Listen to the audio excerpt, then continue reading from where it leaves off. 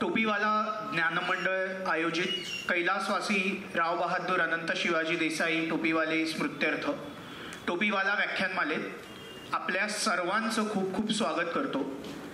खरं तर दरवर्षी गिरगावातले काही लोक नोव्हेंबर किंवा डिसेंबर आला की आमच्याकडे चौकशीला सुरुवात करतात की यंदा व्याख्यानमाला होणार आहे की नाही, आणि होणार असेल तर वक्ते कोण असणार आहेत. आणि पूर्वी आपल्याला आठवत असेल तर इथे जमखानं असायची, सगळे खाली बसायचे आणि पूर्ण अगदी गेटपर्यंत व्याख्यान भरलेलं असायचं.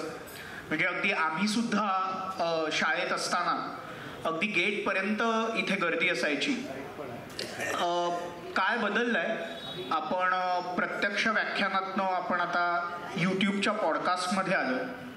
अनेकांचे तर पॉडकास्ट ऐकण्याचे सुद्धा आता पेशन्स नसतो आणि या पलीकडे जाऊन लोकांना रीलच स्क्रोल करायची असतात 30 सेकंदाची.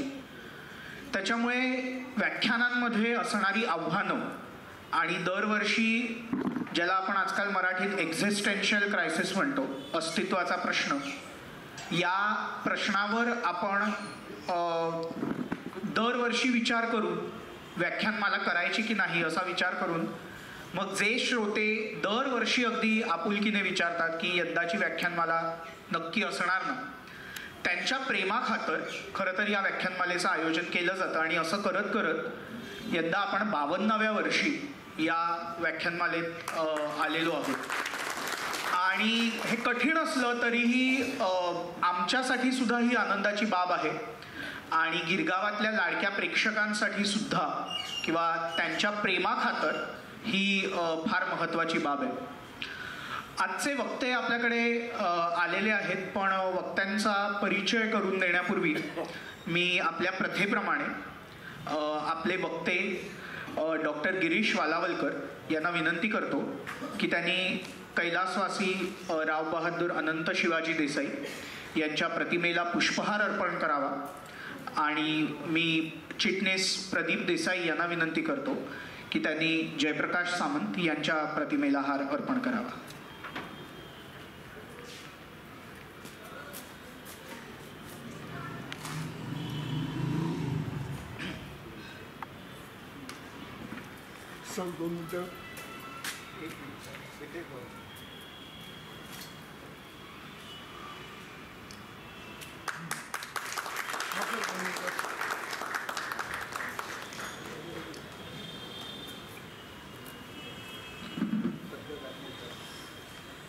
मी वक्त्यांना विनंती करतो की त्यांनी व्यासपीठावर बसावं.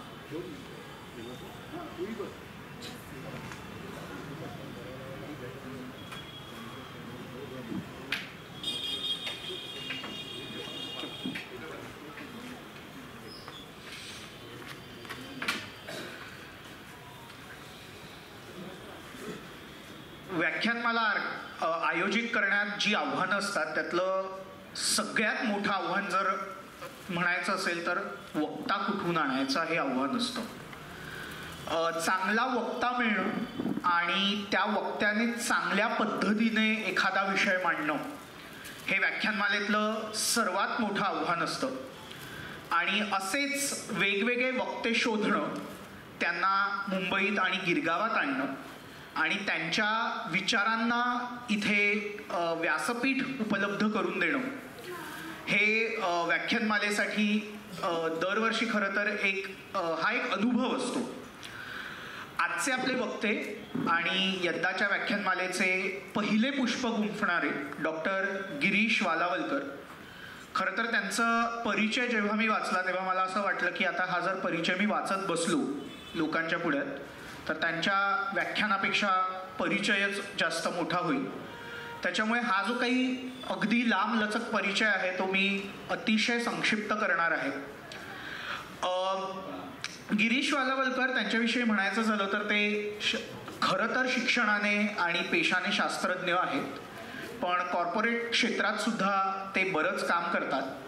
आणि हे सगळं करत करत लेखन आणि वक्ता या दोन अतिशय महत्त्वाच्या जबाबदाऱ्या, समाजासाठी महत्त्वाच्या असणाऱ्या या जबाबदाऱ्या ते पार पाडतात. त्यांनी जीवरसायनशास्त्रात PhD केली आहे, म्हणजेच डॉक्टरेट मिळवली आहे. आणि एन्झाईम टेक्नॉलॉजी या विषयात त्यांचा रिसर्च आहे. याच विषयात त्यांनी अनेक शोधनिबंध म्हणजेच काय म्हणतात आपले रिसर्च पेपर्ससुद्धा पब्लिश केले. आणि सध्या ते एपिजेन बायोटेक या बायोफार्मास्युटिकल क्षेत्रातल्या अग्रणीय कंपनीचे CEO म्हणून कार्यरत आहेत. यापूर्वी सुद्धा ते अनेक कंपन्यांमध्ये कार्यरत होते. परदेशात सुद्धा अनेक ठिकाणी त्यांनी आजपर्यंत व्याख्यानं दिलेली आहेत. त्यांनी लिहिलेल्या अपरिचित म्हणजे ते जरी सायन्स आणि टेक्नॉलॉजी किंवा या क्षेत्रातले असले तरी लेखन हे फक्त सायन्स आणि टेक्नॉलॉजीचं नाही आहे. त्यांनी अपरिचित हे एक नाटक लिहिलंय ज्याची निर्मिती आणि प्रसारण दूरदर्शनने म्हणजेच प्रसार भारतीने केलंय. CEOच्या केबिनमधून हे अनुभव कथन, लॅडरवरच्या संवेदना, एके दिवशी या कादंबऱ्या आणि वॉरन बफे यांचं चरित्र, तुम्हाला जर वॉरन बफे माहिती असतील बिलियनेअर अब्जाधीश, तर त्यांचं चरित्र सुद्धा त्यांनी मराठीत लिहिलंय. त्यांच्या क्रिप्टोकरन्सी म्हणजे आजकाल जगात जे ब्लॉकचेन आणि क्रिप्टोकरन्सी याची जी फार चर्चा आहे, क्रिप्टोकरन्सी तंत्रज्ञान, अर्थशास्त्र आणि संधी या पुस्तकाला महाराष्ट्र शासनाचा अतिशय प्रतिष्ठेचा असा यशवंतराव चव्हाण राज्य वाङ्मय पुरस्कार मिळालाय. आणि अर्थशास्त्रासाठी दिला जाणारा CD देशमुख पुरस्कार हा सुद्धा त्यांना मिळालेला आहे. त्यांचं एक नवीनच पुस्तक प्रकाशित झालंय ज्याच्याविषयी सध्या आपण सगळीकडे ऐकत असतो, AI आर्टिफिशियल इंटेलिजन्स. त्याच्यावरही त्यांचं एक पुस्तक सध्या प्रकाशित झालंय आणि आता त्याची हिंदी आवृत्ती सुद्धा या महिन्यात प्रकाशित होते. तसंच महाराष्ट्र गौरव संस्थेचा महाराष्ट्र गौरव या पुरस्कारांनीही त्यांना सन्मानित केलंय. याशिवाय त्यांनी टाइम्स ऑफ इंडिया असेल किंवा इंडियन एक्सप्रेस यासारखे इंग्लिश पेपर्स, दैनिक भास्कर हा हिंदी पेपर, लोकमत, कृषीवल यांचा मराठी पेपर्स या सगळ्यात सुद्धा त्यांनी बरंच लेखन केलंय. आणि लोकप्रभा मासिकात मराठी तरुणांना खास करून मार्गदर्शन करणारं उद्योजक व्हायचंय हे एक सत्र सुद्धा त्यांनी लिहिलेलं आहे. अनेक यूट्यूब चॅनल्सवर त्यांच्या मुलाखती प्रसिद्ध झालेल्या आहेत आणि त्याविषयी सुद्धा ते बरेच कार्यरत असतात. आणि सध्या ते लोकसत्ताच्या डिजिटल आवृत्तीमध्ये आनंदी गुंतवणूक हे लोकांना म्हणजे मराठी माणसाला आपण नेहमी म्हणतो की इन्व्हेस्टमेंटची अक्कल नसते, पण मराठी माणसांना जागरूक करणारं इन्व्हेस्टमेंटसाठी आनंदी गुंतवणूक हे एक लोकप्रिय साप्ताहिक सदर सुद्धा लिहितात. असं एक विज्ञान, कला, साहित्य, नाटक यासारख्या अनेक क्षेत्रांमध्ये असलेलं खऱ्या अर्थाने आपण अनेकांना बहुआयामी असं एक पालुपद लावतो, पण हे यांचा परिचय वाचल्यावर आपल्याला कळतं की हे खरंच बहुआयामी असलेलं एक व्यक्तिमत्व आहे. मी मंडळाचे चिटणीस प्रदीप देसाई ते इथे स्टेजवर आहेत, पण आजचं व्याख्यान स्पॉन्सर केलंय ते गौड ब्राह्मण सभेने. तर गौड ब्राह्मण सभेचे पंढरीनाथ सरनाईक इथे आपल्यात आहेत, तर मी त्यांना विनंती करतो की आजच्या वक्त्यांचा त्यांनी सत्कार करावा आणि वक्त्यांचं स्वागत करावं.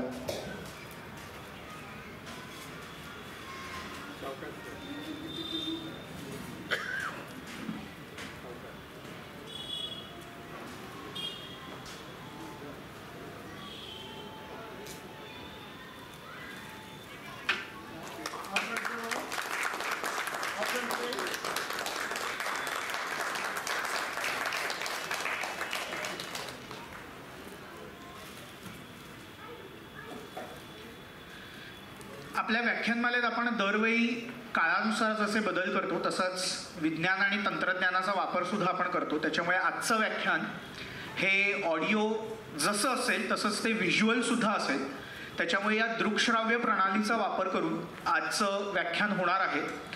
तर अजून यापेक्षा जास्त वेळ न घालवता मी वक्ते डॉक्टर गिरीश वालावलकर यांना विनंती करतो की त्यांनी व्यासपीठाचा ताबा घ्यावा आणि उपस्थितांना मार्गदर्शन करावं. धन्यवाद.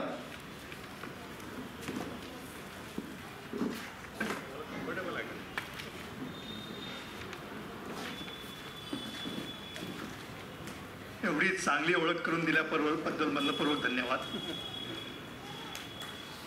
टोपीवाला व्याख्यानमाला या व्याख्यानमालेबद्दल मी खूप काय ऐकलं होतं आणि एवढ्या प्रतिष्ठित आणि परिचित व्याख्यानमालेमध्ये मला बोलायची संधी दिल्याबद्दल मी सामंत साहेब आणि आयोजकांचे मनपूर्वक आभार मानतो. आज तुमच्यासमोर या कुडाळ देशकर निवासाच्या प्रांगणात बोलताना मला विशेष आनंद होतो, कारण माझी आई तिच्या लहानपणी काही वर्ष या वास्तूत राहिली होती आणि ती कायम ह्या वास्तूबद्दल बोलायची.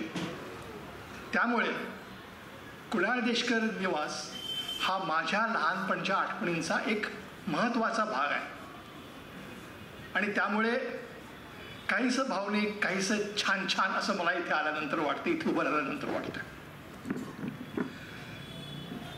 आज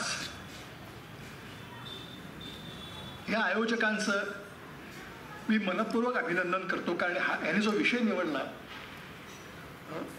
उद्योग, अर्थ आणि अध्यात्म, हा आजचा सर्वात महत्त्वाचा विषय असं मला वाटतं.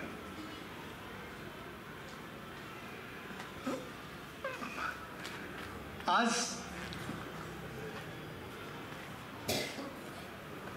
आपण पाहतोय की आपल्या आजूबाजूला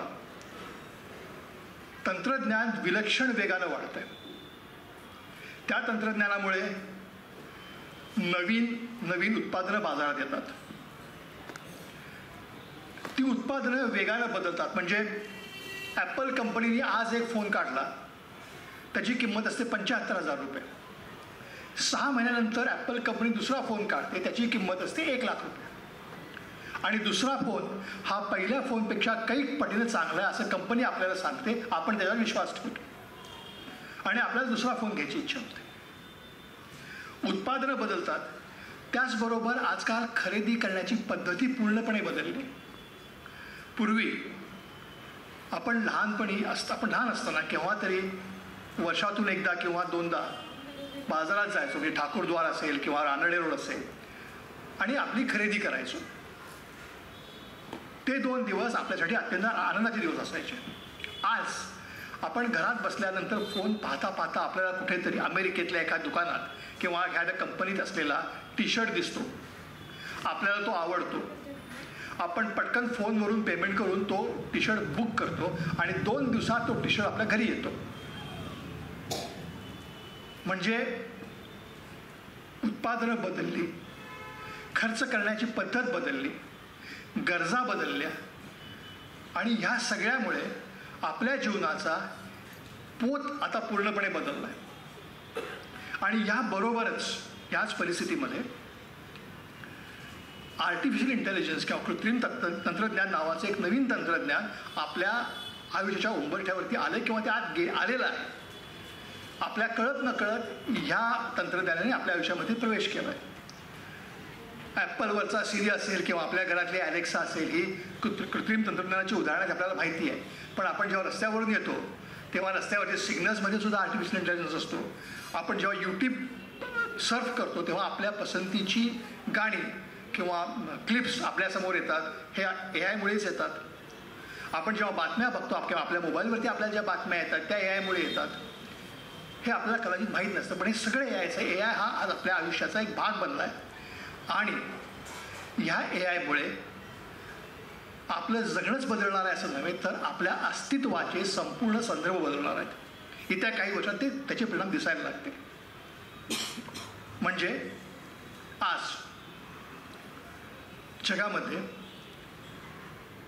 उत्पादनं बदलली, तंत्रज्ञान बदललं, खरेदी करण्याची पद्धत बदलली आणि नवीन AI आपल्या समोर उभा राहिला आहे. अशा परिस्थितीमध्ये आपण एका विशिष्ट ताणतणावासह सहित जगतोय आणि ह्या ताणतणावापासून मुक्ती पाहिजे असेल तर कुठेतरी अध्यात्माची बैठक असणं आवश्यक आहे.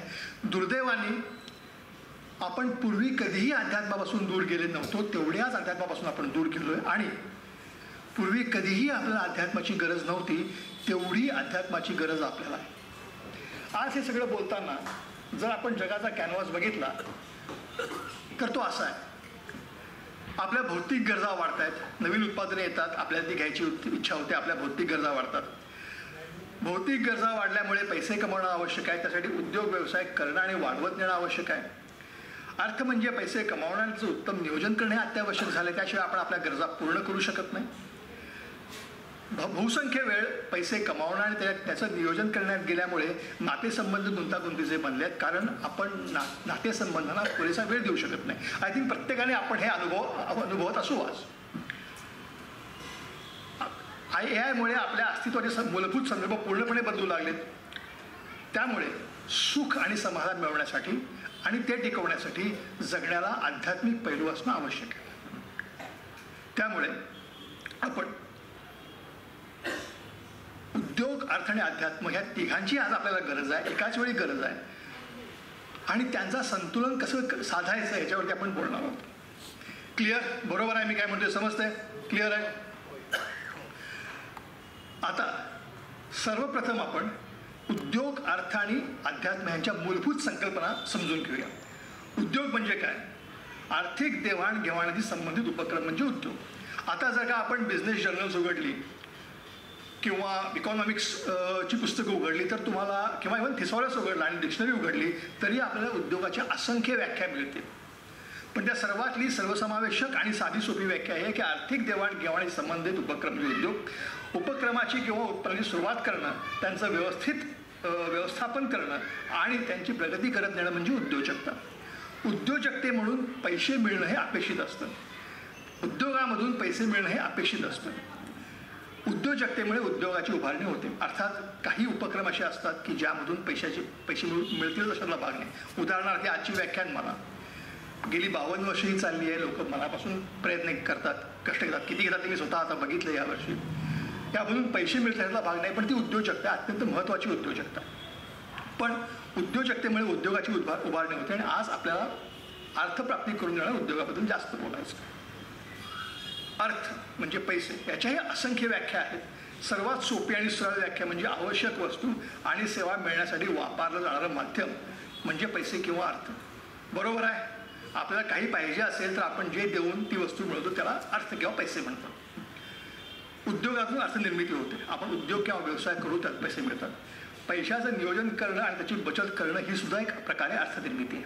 हा थोडा वेगळा कन्सेप्ट आहे, पण अर्थशास्त्राचा मूलभूत कन्सेप्ट आहे की पैसा वाचवणं म्हणजे सुद्धा पैसा कमवणं. म्हणजे उदाहरणार्थ घरातली गृहिणी जर काही पैसे वाचवत असेल, ती भले कमवत नसेल, पण ती स्वस्त सामान खरेदी करून किंवा काटकसर करून काही पैसे वाचवत असेल तर ते सुद्धा उत्पादन किंवा उत्पन्न समजलं जातं असं अर्थशास्त्र म्हणतं आणि ते अत्यंत सत्य आहे. यानंतर अध्यात्म. अध्यात्माचे तर असंख्य अर्थ मिळतात. वेदांपासून ते ओशोंपासून ते आजच्या जगातल्या प्रत्येक छोट्या मोठ्या महाराज, गुरु किंवा बाबांपर्यंत प्रत्येक जण आपल्याला हवे तसे अध्यात्माचे अर्थ लावतो. काही पटतात, काही पटत नाही. पण मूलभूत अध्यात्माचा अर्थ असा आहे की भौतिकतेच्या पलीकडे जाऊन आपल्या अस्तित्वाच्या मूलतत्वाचं ज्ञान मिळवण्याचा प्रयत्न करणं म्हणजे अध्यात्म. म्हणजे आपण मुळात आपलं अस्तित्व म्हणजे काय आहे आणि ते कशामुळे आहे हे शोधायचा प्रयत्न करणं एका मर्यादित पातळीवरती म्हणजे अध्यात्म. बरोबर? आता उद्योग, अर्थ आणि अध्यात्म ह्यांचा परस्पर संबंध प्रगाढ आहे. आपला उद्योग प्रामाणिकपणे पूर्ण कष्ट घेत त्यामधून योग्य अर्थ म्हणजे पैसे मिळवून त्याचा वियोग अलिप्तपणे करत असताना त्या पलीकडे जाणारं सुख, समाधान अनुभवण्याची क्षमता अध्यात्म देतं. अध्यात्मामध्ये कधीही असं होत नाही की आपण काम थांबवून नुसतं अध्यात्म करावं असं नाही, किंवा उद्योग करताना नुसता उद्योग करून पैसे कमवावेत असंही आणि आपल्या भौतिक गरजा भागवाव्यात असंही नाही. हे दोन्ही करत असताना आपला उद्योग करतोय, आपल्या गरजा भागवतोय, आपण पैसे कमवतोय आणि त्यावेळी आपण ह्या सगळ्याच्या पलीकडे जाऊन थोडंसं ह्या सगळ्यांपासून डिटॅच होऊन बाजूला जाऊन अलिप्तपणे आपण हे का करतोय आणि कसं करतोय आणि हे चिरकाळ कसं राहील याचा विचार करणं म्हणजे अध्यात्म. हे अध्यात्माचं एक प्रॅक्टिकल स्वरूप आहे. या तिन्ही गोष्टी एकाच वेळी आणि त्यामध्ये सातत्याने समतोल आणि समन्वय सांभाळत पार पाडायचे असतात. त्यामुळे या तिन्हीमध्ये प्रगती साधता येते. पण मुळात आपण इथेच चुकतो. आपण काय करतो, काही वर्ष आपण म्हणतो की आम्ही शिकतो, मग म्हणतो आम्ही पैसे कमवतो, संसार करतो आणि म्हातारपणी अध्यात्माकडे जातो. यामध्ये निश्चित काहीच होत नाही. ह्या तिन्ही गोष्टी जर आपण एकत्र करत गेलो तरच त्यातून प्रगती साधता येते आणि सुख मिळतं. ह्या तिन्ही गोष्टींचा उद्योग, अर्थ आणि अध्यात्मामध्ये प्रगती करण्यासाठी समान कौशल्य लागतात. म्हणजे आपण कुठलीही गोष्ट घेतली तर ती गोष्ट करण्यासाठी काही कौशल्य लागतात. म्हणजे उदाहरण तुम्ही म्हणालात की आपण रनिंग करायचं आहे, आपल्याला स्पर्धा जिंकायची, तर त्यामध्ये व्यायाम करणं, पायामध्ये ताकद येणं हे कौशल्य लागतं. एखाद्या इंजिनियरला आराखडा बनवणं किंवा मॅथमॅटिक्समधलं कौशल्य आवश्यक असतं. इथे उद्योग, अर्थ आणि अध्यात्मामध्ये आपल्याला एकाच प्रकारची कौशल्य लागतात. ती कौशल्य आत्मसात केली तर आपलं आयुष्य नेहमी सुख्यात आणि समाधानात आणि आनंदात जातं. आता ती कौशल्य कोणती आणि ती कशी आत्मसात करायची ह्याविषयी पुढची 40 मिनिटं आपण चर्चा करणार आहोत. बरोबर? कोणतेही कौशल्य मिळवण्याचे 4 मार्ग असतात. उपजत, ती काही कौशल्य माझ्याकडे उपजत असतात, काही शिक्षण आणि औपचारिक शिक्षणातून मिळतात, काही प्रशिक्षणाने, शिक्षणाबरोबर प्रशिक्षण किंवा त्या विशिष्ट गोष्टीचं प्रशिक्षण घेऊन आपण त्यामध्ये पारंगत होऊ शकतो, ते कौशल्य मिळवू शकतो, आणि काही निरीक्षणातून मिळतात. ह्या 4ही गोष्टींच्या एकत्रित परिणाम म्हणून आपल्याकडची कौशल्य अधिक वृद्धिंगत होत जातात. नुसती उपजत कौशल्य असतील तर काहीही त्यातून निष्पन्न काही होत नाही. जर त्याच्यावरती आपण त्याची काळजी घेतली नाही, त्याचं संगोपन केलं त्यातून काही निष्पन्न होत नाही. ह्या दोघांना तुम्ही ओळखता? कोण आहेत माहिती आहे? कोण आहेत? आणि हे दुसरे दोघांनी ओळखता तुम्ही. ह्या दोघांची एक गंमत आहे. तुम्ही क्रिकेट खेळणाऱ्या कुठल्याही माणसाला किंवा क्रिकेट माहिती असलेल्या कुठल्याही माणसाला विचारलं या दोघांपैकी टॅलेंटेड कोण आहे, तर तुम्हाला कुणी सांगेल रवी शास्त्री हा अत्यंत कमी टॅलेंटचा खेळाडू होता. तुम्हालाही माहिती असेल, बरोबर आहे? माहिती असेल. आणि विनोद कांबळे हा असामान्य बुद्धीचा, असामान्य टॅलेंटचा खेळाडू होता. तो सचिनपेक्षा सुद्धा काहीसा सरस होता असं आजही मानलं जातं. आज करिअर काय आहे? रवी शास्त्री 80 टेस्ट, एका ओव्हरमध्ये 6 सिक्सर मारण्याचा पहिला विक्रम जगातला, दुसरा म्हणा असं ओव्हर सुद्धा त्यांनी केला. बेन्सन हेजेस ऑस्ट्रेलियामधल्या वर्ल्ड कपमध्ये तो चॅम्पियन ऑफ द सिरीज झाला, त्यांनी ऑडी मिळवली. भारतामध्ये तेव्हा ऑडी कोणाला माहीत होती, तेव्हा त्यांनी ऑडी जिंकलेली होती. आजही तो कोच होता काही वर्षांपूर्वीपर्यंत, आणि आजही तो अत्यंत उत्तम समालोचक आहे. तुझं अत्यंत उत्तम चाललेलं आहे. आजही तो यशस्वी आहे. या उलट प्रचंड प्रतिभेचा खेळाडू विनोद कांबळेचं काय झालं? टेस्ट किती? 17. वयाच्या 23व्या वर्षी तो शेवटची टेस्ट खेळला. त्यानंतर तो पुढे खेळला नाही, खेळू शकला नाही. कारण काय झालं, तो जेव्हा खेळायला लागला तो मॅच टू मॅच खेळायचा, तो कधी प्रॅक्टिसला गेला नाही. चाललं होतं सुरुवातीला, त्याला तो नवीन होता, लोकांना माहीत होतं, तोपर्यंत तो खेळत गेला. 2 डबल सेंचुऱ्या मारल्या. नंतर वासिम अक्रमला कळलं की ह्याला ऑफस्टम्पच्या बाहेरचा बॉल खेळता येत नाही, बाउन्सर टाकला तर त्याला लोक टाकायला लागली आणि तो आउट होत होता. जेव्हा त्याला कळलं की आपल्याला अशा प्रकारे ट्रॅप केलं जातं, तेव्हाही त्यांनी काही प्रयत्न केला नाही त्यातून बाहेर पडायचा किंवा शिकायचा. त्याचं करिअर वयाच्या 23व्या वर्षी संपलं. त्यामुळे माणसाला करिअर करताना केवळ उपजत बुद्धिमत्ता आणि उपजत टॅलेंट असून चालत नाही, तर त्याचबरोबर त्याचं संगोपन करणं, त्याची पोषण करणं, त्याला त्याची मशागत करणे तितकंच आवश्यक असतं. आता जेव्हा आपण उद्योग, अर्थ आणि अध्यात्माबद्दल बोलतोय आणि आपण म्हणतो की हे सगळं आत्मसात करण्यासाठी, हे सगळं मिळवण्यासाठी काही कौशल्य लागतात, बरोबर? तर ती कौशल्य कोणती आहेत? तर कारण, नाविन्य, एकाग्रता, भावना, संवाद, माहिती, मागणीचं आकलन, व्यूहरचना, वाटाघाटी, स्पर्धक ओळखणे, सातत्याने प्रगती आणि सहवास. हे जे पॉईंट्स आहेत, ही जी कौशल्य आहेत, ती आपण आत्मसात केली तर आपण उत्तम पैसे कमवू शकतो, आपण उद्योग उत्तम चालवू शकतो, आपण अध्यात्माकडे जाऊ शकतो, आणि त्याचबरोबर सगळ्यात महत्त्वाचं म्हणजे आपण एक सुखी, संपन्न, साधं जीवन जगू शकतो, समाधानी जीवन जगू शकतो. आता कारण म्हणजे कसं असतं हे काय तुम्हाला माहिती आहे? हे चित्र नॅचरल्स आईस्क्रीम, बरोबर आहे? हे दुसरे गृहस्थ कोण आहेत माहिती आहे? हे रघुनंदन कामत. रघुनंदन कामतने नॅचरल्स आईस्क्रीम सुरू केलं. त्याचं कारण काय होतं? रघुनंदन कामत हे एका आईस्क्रीमच्या कंपनीत नोकरीला होते. कंपनीचं नाव गोवर्धन कंपनी, ती गोरेगावला होते. आणि रघुनंदन कामतांच्याकडे काम होतं की त्यांना ते सायकलवरून आईस्क्रीम विकायचे, फेरीवाले होते. आणि त्यांना विक्रीसाठी जो एरिया मिळाला होता तो होता जू. तर जूमध्ये काय असतं? कोण राहतं? स्टार्स राहतात. बरोबर आहे, स्टार्स राहतात. तर कामत तिकडे सायकलवरून जायचे, आईस्क्रीम विकायचे आणि त्यांना तिथे स्टार दिसायचे. कधी कधी हेमा मालिनी दिसायची, कधी धर्मेंद्र दिसायचा, कधी अमिताभ बच्चन दिसायचा. ते खुश होते. त्यांच्या दृष्टीनं त्या कामाचे इन्सेंटिव्स होतात ह्या लोकांचे, हे लोक पाहणं म्हणजे उत्तम चाललं होतं. एक दिवस गोवर्धन कंपनी बंद पडली, पैशाची अडचणी कंपनी बंद पडली. कामतांना कळलं काय करावं, कारण त्यांना नोकरी मिळाली असती, पैसे मिळाले असते, पण हे जे सुख होतं अभिनेत्यांना बघण्याचं, त्या झू एरियामध्ये राहण्याचं, ते त्यांना शक्य नव्हतं. मग त्यांनी काय केलं, त्यांनी स्वतःजवळची पैसे पुंजी टाकून एक छोटीशी टपरी झूला सुरू केली आणि ते आईस्क्रीम विकायला लागली. टपरी हळूहळू चालायला लागली.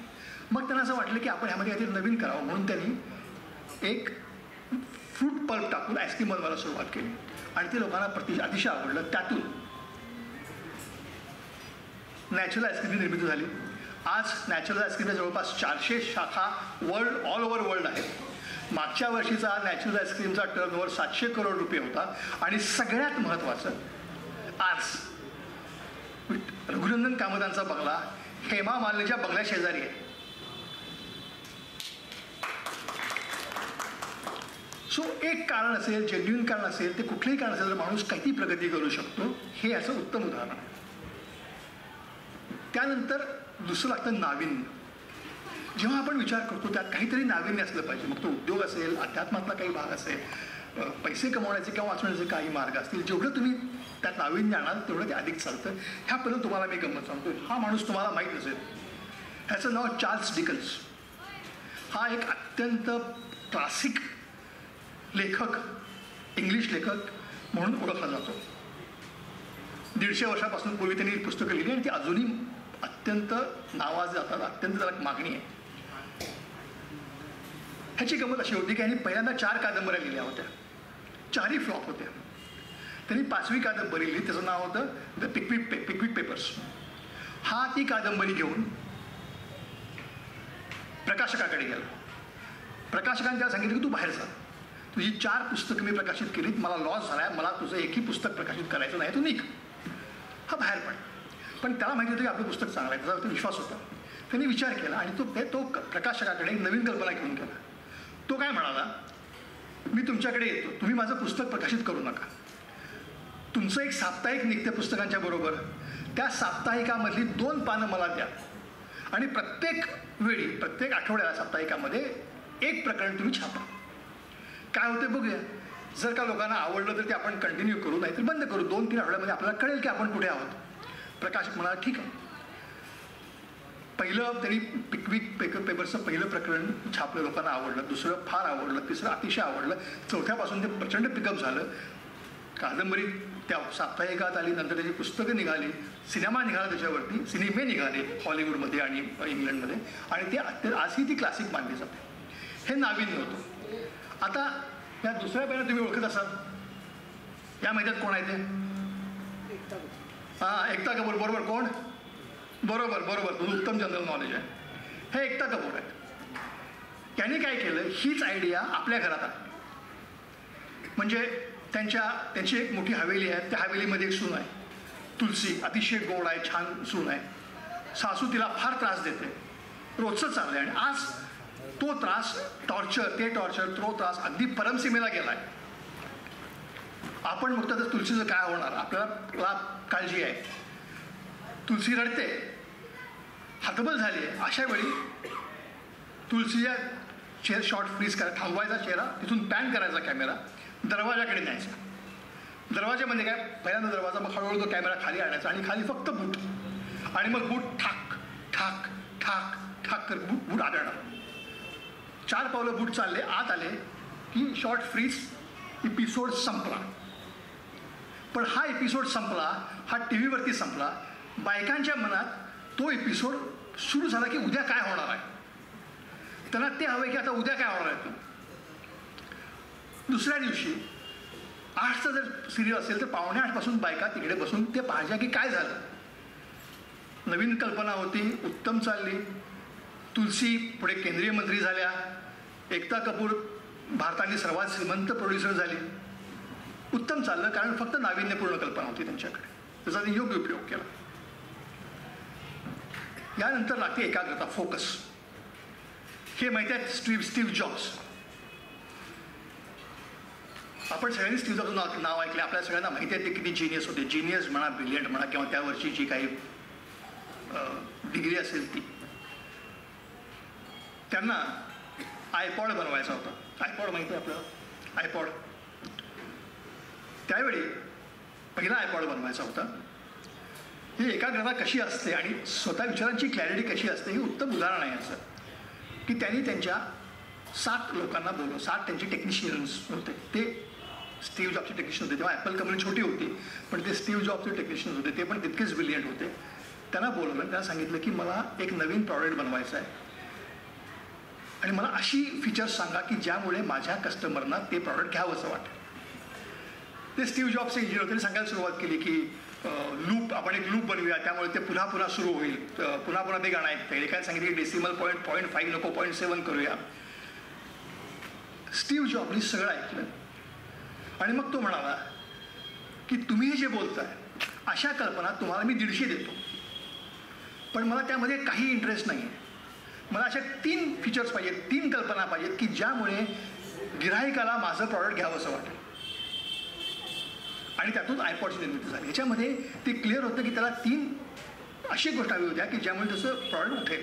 आणि हे माझ्या मते प्रत्येकाच्या बाबतीत घडतं. आपल्या आयुष्यात काहीतरी गोष्टी करायच्या असतात, 2-3 असतात की ज्यामुळे आपलं आयुष्य बदलू शकतं. आणि ते करणं, ते ओळखणं हे तितकंच गरजेचं आहे. त्यासाठी एकाग्रता लागते. एकाग्रतेने फोकस करून त्या गोष्टी कराव्यात. पुढचं भावना हा एक अतिशय महत्त्वाचा विषय आहे की ज्याला आपण शक्यतो भावना हा प्रकार इग्नोर करतो. म्हणजे पुरुषाने आपल्या भावना एक्सप्रेस करू नये तसं आपण आजही म्हणतो. पण हे असं एक उत्तम उदाहरण. हे मॅगी सगळ्यांनी खाल्लं असेल. आपण खाल्लंय, आपली मुलं खाल्ले, तर आपले नातूही खातील.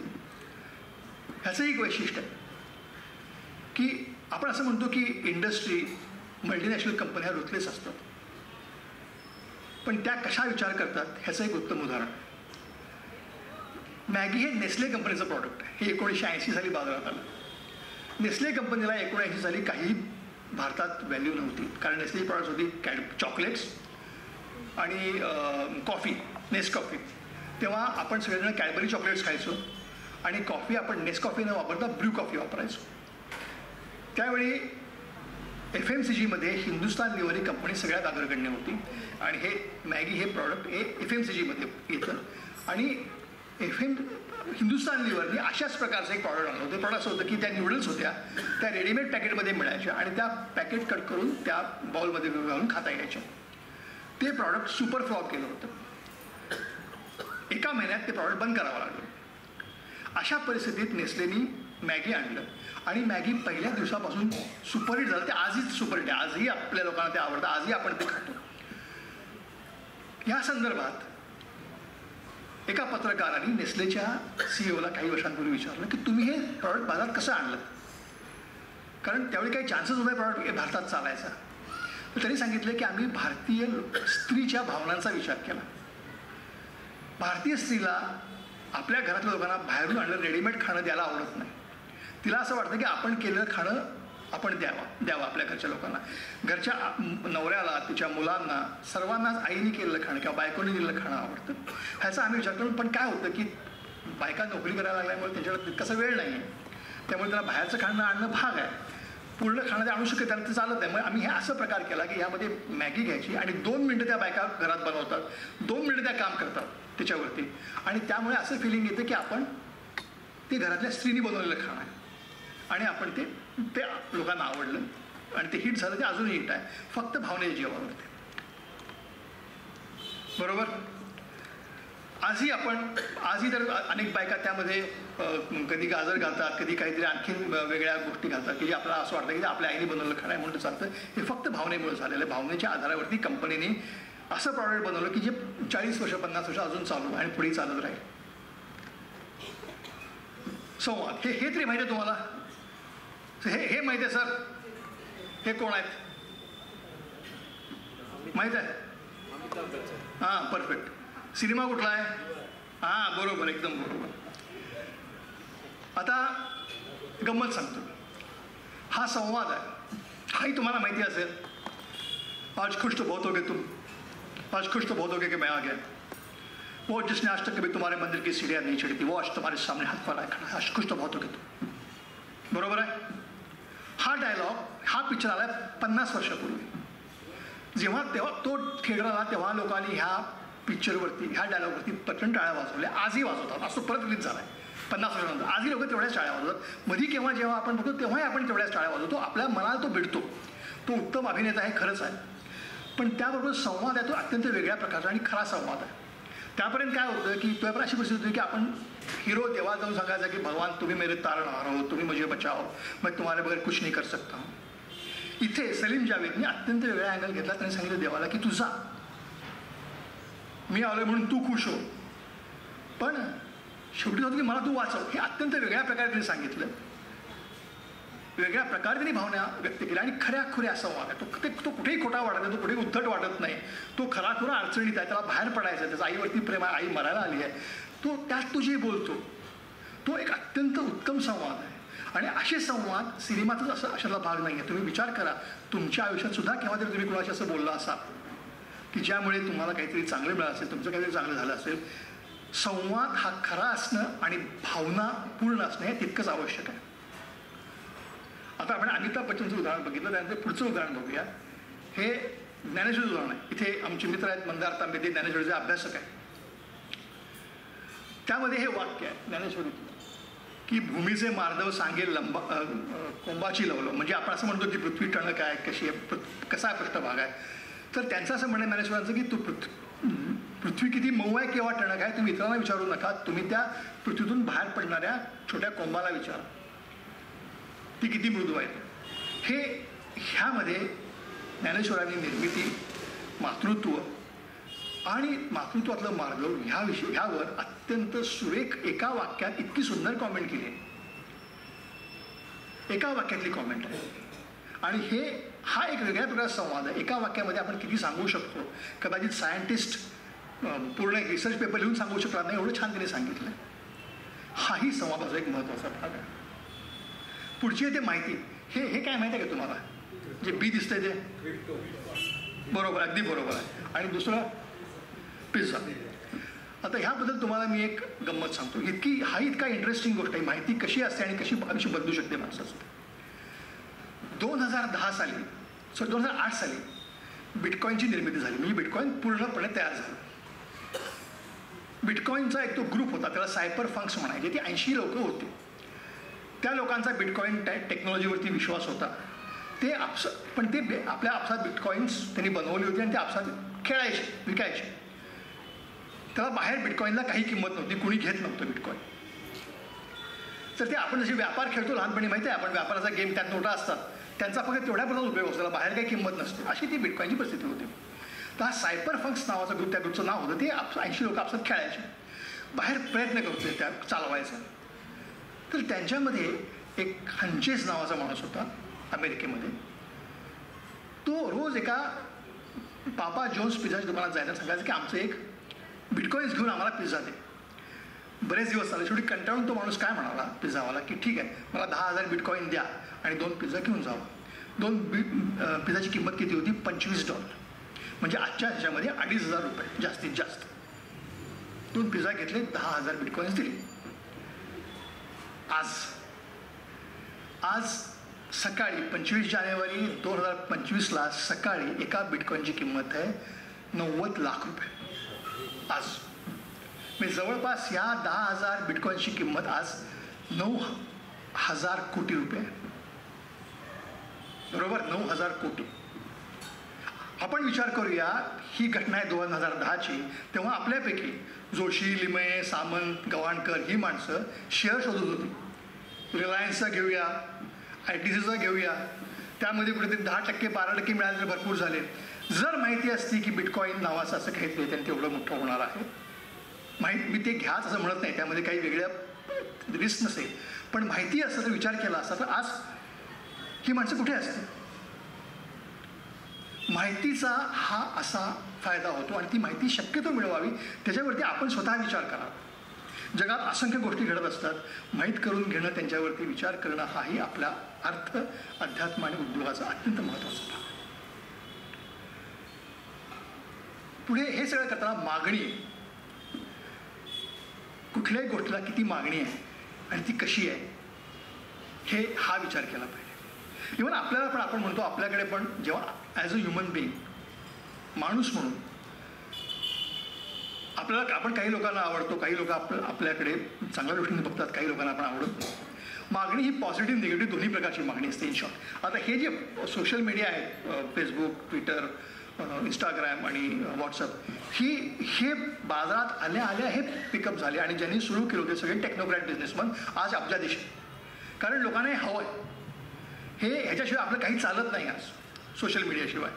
त्यामुळे ही पॉझिटिव्ह डिमांड आहे, ही खूप उत्तम आहे, खूप चालली, सगळे अब्जाधीश झाले. त्याचबरोबर ह्यांना पण डिमांड होते, पण आपल्याला नको आहे, आपल्याला ते कधी वापरायचं नाही आहे. त्यावेळी आपल्याला हे कोवॅक्सिन आणि कोविशिल्ड आहे, कोरोनावरची वॅक्सिन्स आहे, ही आपल्याला वापरायला लागली. मागणी भरपूर होती, पण ही निगेटिव्ह डिमांड आहे. असंच हे जे उद्योगांच्या बद्दल आणि प्रॉडक्ट्सबद्दल होतं, हेच सगळं आपल्या वैयक्तिक माणसाबद्दल पण होऊ शकतं. काही लोकांना आपण आवडतो, काहींना आवडत नाही, काही लोक आपल्याला मनापासून बोलवतात, काही लोक आपल्याला नावापुरतं बोलवतात, काही लोकांना आपल्याला जायला आवडत नाही. उदाहरणार्थ आपल्या बॉसच्या घरी जेवायला जायला बहुतेक लोकांना आवडत नाही, त्यांना आपल्याला बोलवा, पण जावं लागतं. ह्यामध्ये हे सगळ्या गोष्टी करून आपल्याला जे आवडतं त्याचा विचार करणं. आणि इव्हन अध्यात्माच्या बाबतीत सुद्धा आपल्याला कुठला पंथ आवडतो, आपल्याला वेद आवडतात, आपल्याला कुठले महाराज आवडतात, बाबा आवडतात, ह्याचा विचार केला तर आपण ते अधिक सोप्या पद्धतीनं शिकू शकतो, आत्मसात करू शकतो. त्यानंतर ती व्यूहरचना, स्ट्रॅटेजी. हे एक इंटरेस्टिंग उदाहरण आहे. ही कंपनी आहे प्रॉक्टर अँड गॅम्बल, दुसरी कंपनी.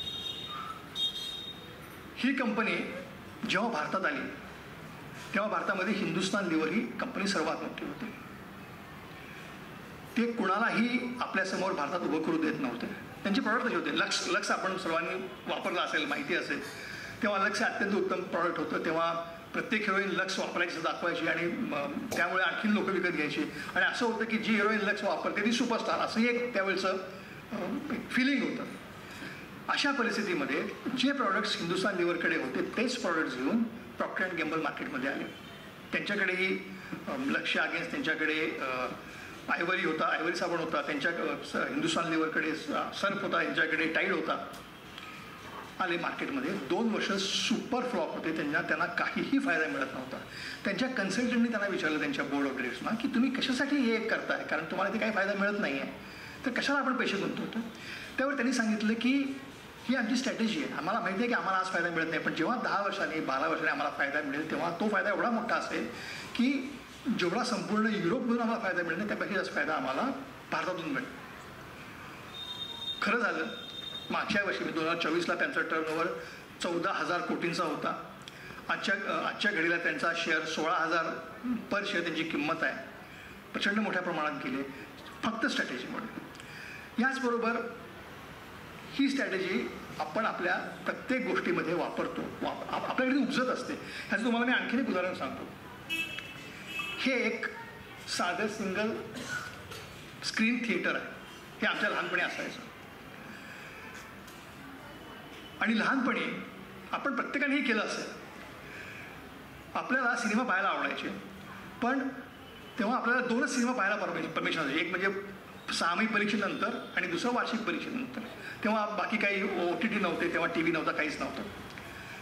तर आपण काय करायचो त्यावेळी, प्रत्येकानेच केलं असणार आहे की एक्झाम सुरू असताना आपण घरी सांगायचो की फार छान पेपर चाललेत, उत्तम चाललंय. फारच छान केले, मला फारच छान मार्क मिळतील असं सांगून घरातल्या लोकांची मानसिकता तयार करायची. आणि त्यानंतर जेव्हा एक्झाम संपेल तेव्हा सांगायचं की बाबा मी पिक्चरला जाऊ का. बाबा सांगायचे जा. कारण जर वाईट गेम ठरायचं आपल्याला कधी पिक्चरला सोडलं नसतं. तरी हे जे आपण करायचो कळत ना कळत ही स्ट्रॅटेजी होती. त्यातून आपण सिनेमा बघितले, आपल्याला बरं वाटलं आणि कदाचित आपल्या वडिलांना ते माहिती होतं की आपण ही सगळी व्यूहरचना आहे आपली आणि त्यांची ती व्यूहरचना असावी की बाबा जातोय तर जाऊ दे सिनेमा, हा खुश होतो.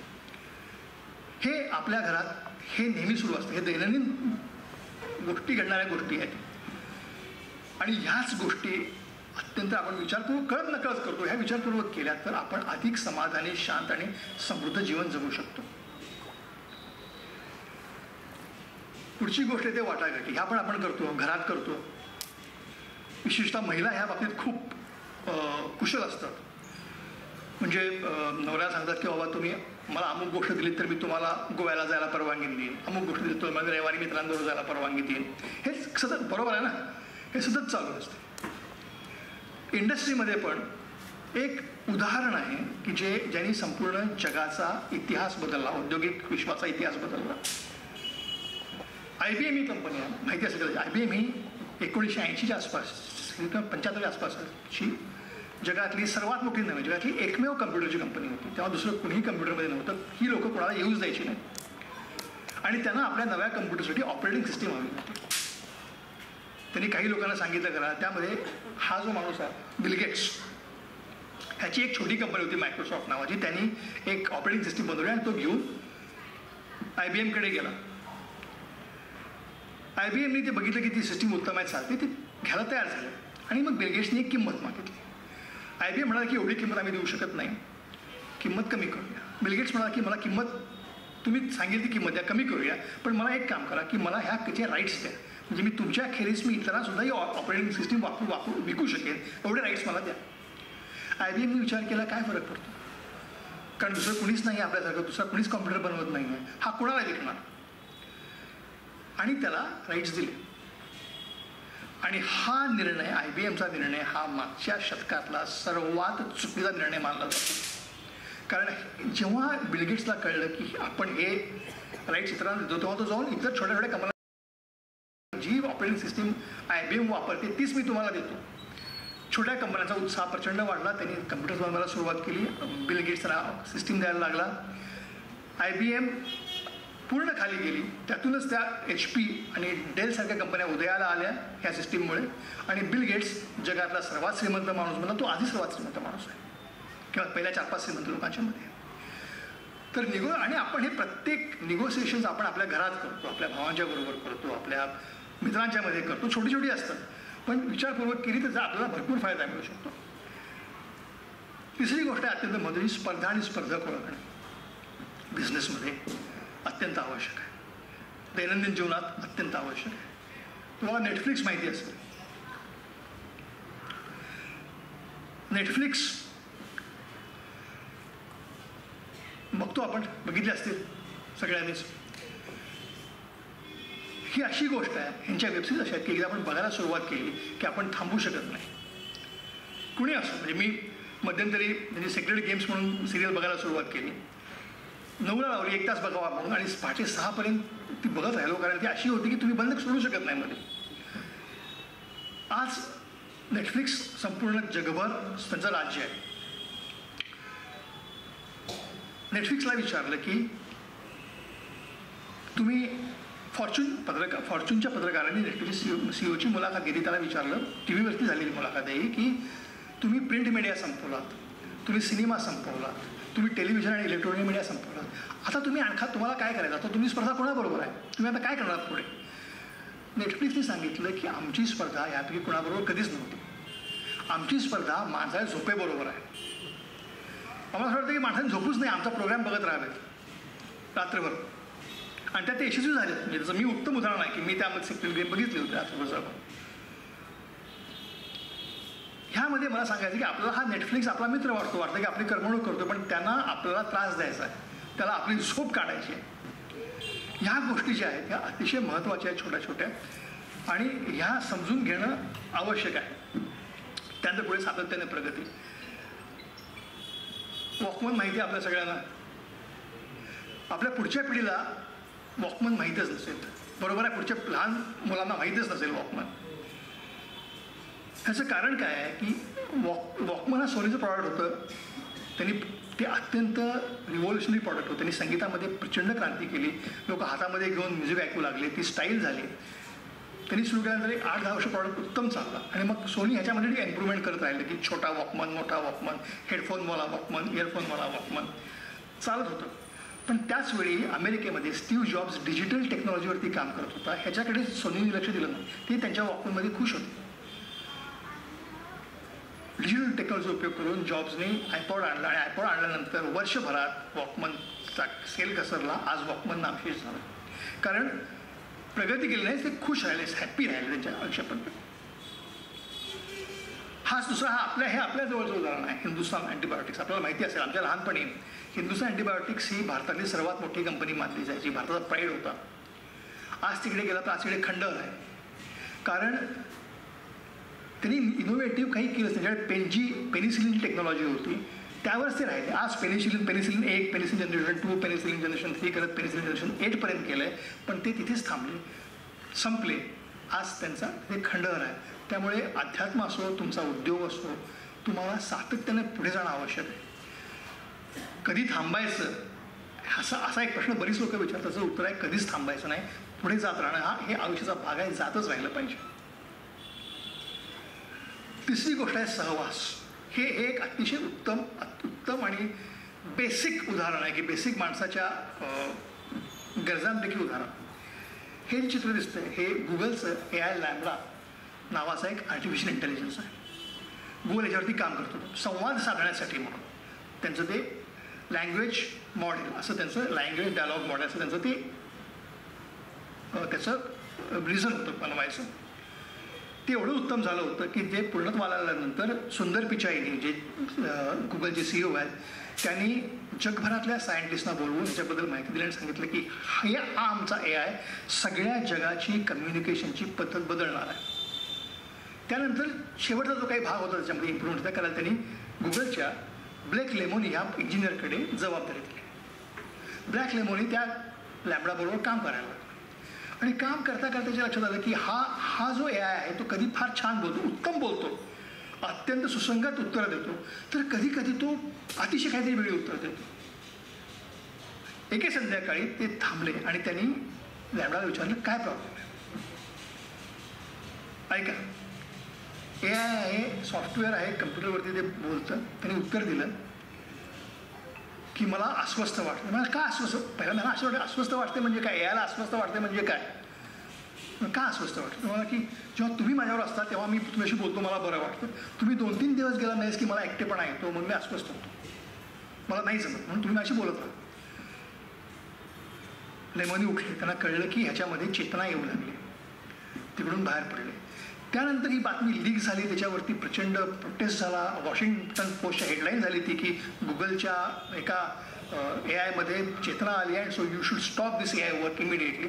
अर्थात गुगलने त्याच्यावरती काही ॲक्शन घेतले आणि ते काम सुरू राहिलं. पण त्याचं नाव बदललं त्याने, ते LAMDA त्याला नाव बार्ट दिलं आणि बार्ट नंतर जेमिनी नाव दिलं. जेमिनी हे आजही मार्केटमध्ये अवेलेबल आहे. जेमिनी AI मार्केटमध्ये अवेलेबल आहे.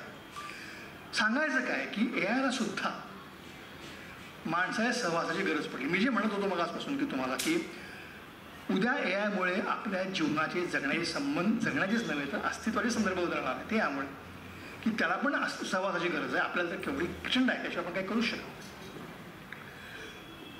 आता हे सगळं आपण बघितलं. आपण उद्योग म्हणजे काय बघितलं, ते अध्यात्म म्हणजे काय बघितलं, अर्थ म्हणजे काय बघितलं, त्यांची कारणं बघितली, कौशल्य कशी मिळवायची ते बघितली. आता हे सगळं केल्यानंतर जेव्हा आपण प्रयत्न करतो तेव्हा माणसाला अचानक ज्ञान प्राप्त होतं. तर ह्यामध्ये इंटरेस्टिंग आहे. आता हे काय तुम्हाला माहिती असेल, जे चित्र दिसते ते काय ते DNA. आणि हे जे 2 शास्त्रज्ञ आहेत, ते वॉटसन आणि क्रिक हे शास्त्रज्ञ आहेत, त्यांनी ते DNA शोधलं. आता ह्यांची गोष्ट अशीच आहे की ज्याला आपण तपश्चर्या म्हणतो, आध्यात्मिक असेल किंवा शास्त्राची असेल किंवा कुठलाही अभ्यास म्हणतो, हे कसं झालं यांच्या बाबतीत. हे जवळपास 8 वर्ष DNAचं मॉडेल शोधत होते, त्यांना मिळत नव्हतं. त्यांनी काय त्यांच्यामध्ये त्यांच्या लॅबमध्ये असंख्य ब्लॅकबोर्ड्स होते. त्यांनी एक मेकॅनोसारखं मॉडेल बनवून ठेवलं होतं की त्यामध्ये ते मिक्स लावायचे वेगळे वेगळे प्रोटीन्स आणि चेक करायचे की असं हे करायचं स्टेबल होईल का, हे राजं बनेल का. एके दिवशी कॉफी पिऊन आणि सँडविच खाऊन रविवारी दुपारी ते आतमध्ये आले आणि आतमध्ये सहज चाळा म्हणून वॅक्सन ते जे मेकॅनिझम मॉडेल आहे त्याप्रमाणे तो लावायला लागला. 15 मिनिटं लावत होतं त्यांनी बाजूला ठेवलं ते मॉडेल आणि मग त्यांनी बघितलं तेव्हा त्याला कळलं की अरे हेच आहे, हे जर का अमायनो ॲसिड्स अशी राहिली तरच हे स्टेबल होईल. त्यांनी क्रिकला बोलवलं, दोघांनी सांगितलं की बरोबर आहे, दोघांना कळलं की हे मॉडेल बनलं आहे. त्यांनी पेपर पब्लिश केला आणि त्यांना नोबेल मिळाला. 8 वर्षाचं काम 15 मिनिटात त्यांना कळलं की ते काय आहे ते. पण ते 15 मिनिटात झालेलं नसतं, त्यासाठी 8 वर्ष त्यांनी तपश्चर्या केली होती, मेहनत केली होती, रात्रंदिवस मेहनत केली होती. हे शास्त्रातलं उदाहरण झालं. ह्यापेक्षा आपल्याला परिचित उदाहरण म्हणजे गौतम बुद्ध. आपण म्हणतो आपल्याला माहिती आहे गौतम बुद्धांना गयेमध्ये बोधिवृक्षाखाली ज्ञानप्राप्ती झाली. एका क्षणात ती होत नसते. ती त्यांनी घर सोडलं, असंख्य लोकांना भेटली, असंख्य प्रवास केला आणि मग त्यांना ते ज्ञानप्राप्त कळलं. काहीतरी एका क्षणात त्यांना कळलं की आपण जे शिकतो त्याचं मार्ग काय आहे ते. सेम थिंग स्वामी विवेकानंद, त्यांनी पण भरपूर मेहनत केली. त्यानंतर त्यांना त्या कन्याकुमारीतल्या शिळेवर जाऊन कळलं की की अध्यात्म म्हणजे काय, आत्मज्ञान म्हणजे काय. तर ह्या सगळ्या गोष्टी ज्याला आपण ज्ञानप्राप्ती म्हणतो ह्या एका सेकंदात झाल्यासारख्या वाटतात, पण त्यामागे प्रचंड तपश्चर्या असते. ती न कळत करते. म्हणजे आपण एक 6 महिने कुठल्या बाबांकडे गेलो किंवा 6 महिने तिचा अभ्यास केला की आपल्याला काहीतरी आत्मज्ञान होणार असं नसतं, होऊ शकत नाही. दुसरी गोष्ट अशी, आपण सगळं बोलल्यानंतर यामध्ये सगळ्यात महत्त्वाची गोष्ट म्हणजे पैशाच्या मागे लागून कधी पैसा मिळत नाही, पैसा क्षमतेच्या मागे चालतो. जर तुमच्याकडे क्षमता असेल तर पैसा तुमच्या मागे येतो. ह्याचं उत्तम उदाहरण आहे सचिन तेंडुलकर आणि रतन टाटा. हे 2 माणसं आहेत. सचिन तेंडुलकर हा कधी पैशासाठी खेळला असेल असं कुणी म्हणणार नाही. तो 10,000 रुपयाची त्याला नोकरी होती एअर इंडियामध्ये, तेव्हा तो खुशला क्रिकेट खेळत होता. पुढे तो फार पुढे गेला, पण तो त्यांनी फक्त क्रिकेटची त्याला मजा होती, क्रिकेटसाठी तो खेळत राहिला. सेम थिंग रतन टाटा, ते केव्हाही थांबू शकले असते, शेवटपर्यंत काम करत राहिले. कारण त्यामध्ये त्यांनी मजा होती. त्यांनी आपल्या ब्रँडचं नाव तेवढं मोठं केलं की त्याबद्दल कोणी आजपर्यंत कधीही कोणी त्याबद्दल काही वाईट बोलू शकत नाही. आपण जे म्हणतो की अध्यात्म, अर्थ आणि उद्योग ही सांगड घालायची, तर ह्या लोकांनी ती सांगडच घातली नाही तर ते मूर्तिमंत जसं जगलेत, हे अध्यात्म जगलेत. मला वाटत नाही की सचिन तेंडुलकर कधी जाऊन, किंवा मी नक्की सांगतो की सचिन तेंडुलकर कधी देवळात गेला असेल असं नाही, कधी नामस्मरण केलं असेल असं नाही, कधी मेडिटेशन केलं असेल असं नाही, नाहीच केलं. पण तुमच्याकडे संपूर्ण जग डोळे लावून बसलेलं असताना तुम्ही शांत डोक्याने खेळणं, भारताला मॅच जिंकवून देणं, किंवा लोक तुमचा जय जयकार करत असताना तुम्ही कुठेही डोक्यात ते जाऊन न देणं, हे अध्यात्म आहे. हे अशक्य कोटीतली गोष्ट आहे. आणि म्हणून ते मोठे, ते अध्यात्मात जगले. हे दोघंही रतन टाटा पण त्याच लेवलचे. हे जे आहे यामध्ये एक गोष्ट सोडून दुसरं न करता त्याच जे आपण करतोय त्यामध्येच पूर्ण लक्ष देणं आणि ते एकाच वेळी तिन्हींची सांगड घालणं तितकं आवश्यक आहे. त्याच्या एक्झॅक्टली उदाहरण आहे हे. तर तुम्हाला ह्याला तुम्ही बघत असतात, हे इकडेच कुठेतरी राहायचे असं मी ऐकले, जवळपास इथंच राहायचे ना. हां, राजेश बरोबर, ठाकूरद्वार बरोबर. ह्यांचं आयुष्य फॅन्टॅस्टिक आयुष्य होतं. पाहता पाहता ते सिनेमात आले, दुसऱ्या वर्षी सुपरस्टार झाले. 1969 साली सलग 25 चित्रपट गोल्डन ज्युबली दिले. प्रचंड पैसा, प्रचंड काम, लोक दाराबाहेर बसलेत सिनेमात काम करावं म्हणून. रस्त्यावरून चालले की स्त्रिया वेड्या व्हायच्या, ओरडायच्या. असं सगळं असताना केवळ 69 साली जर स्टोरी सक्सेस स्टोरी 74 साली संपली. लोक म्हणतात की अमिताभ बच्चन आला म्हणून संपली, पण ते खरं नाही आहे. ह्यांना कळलंच नाही की आपल्याला यश कसं मिळालंय, काय मिळालंय आणि ते टिकवायचं कसं. बेस नव्हता, आध्यात्मिक बेस नव्हता, मुळात कसलाच बेस नव्हता. त्यामुळे आपल्याला जे यश मिळते त्यामुळे आपल्या कर्तृत्वाच्या मागे दुसरं काहीतरी असेल, त्या पलीकडे काहीतरी असेल त्याला कळलं नाही. आणि ही मोठी शोकांतिका आहे. त्यामुळे जर आपण सचिन तेंडुलकर आणि रतन टाटांना उद्योग, अर्थ आणि अध्यात्म यांचं बरोबर सांगणं म्हटली तर ही आयुष्य म्हणजे उद्योग अधिक अर्थ वजा अध्यात्म आहे. म्हणजे तुमच्याकडे सगळं आहे, तुमच्याकडे उद्योग भरपूर उत्तम आहे, तुमच्याकडे प्रचंड पैसा आहे, पण तुम्हाला आध्यात्मिक बेस नसेल तर तुमचा आदेश खन्ना होऊ शकतो. हे यातलं महत्त्वाचं काम आहे. आता हे सगळं आपण बघितलं, ह्या सगळ्या गोष्टींचा आपण विचार केला, साऱ्या आपल्याला कळल्या.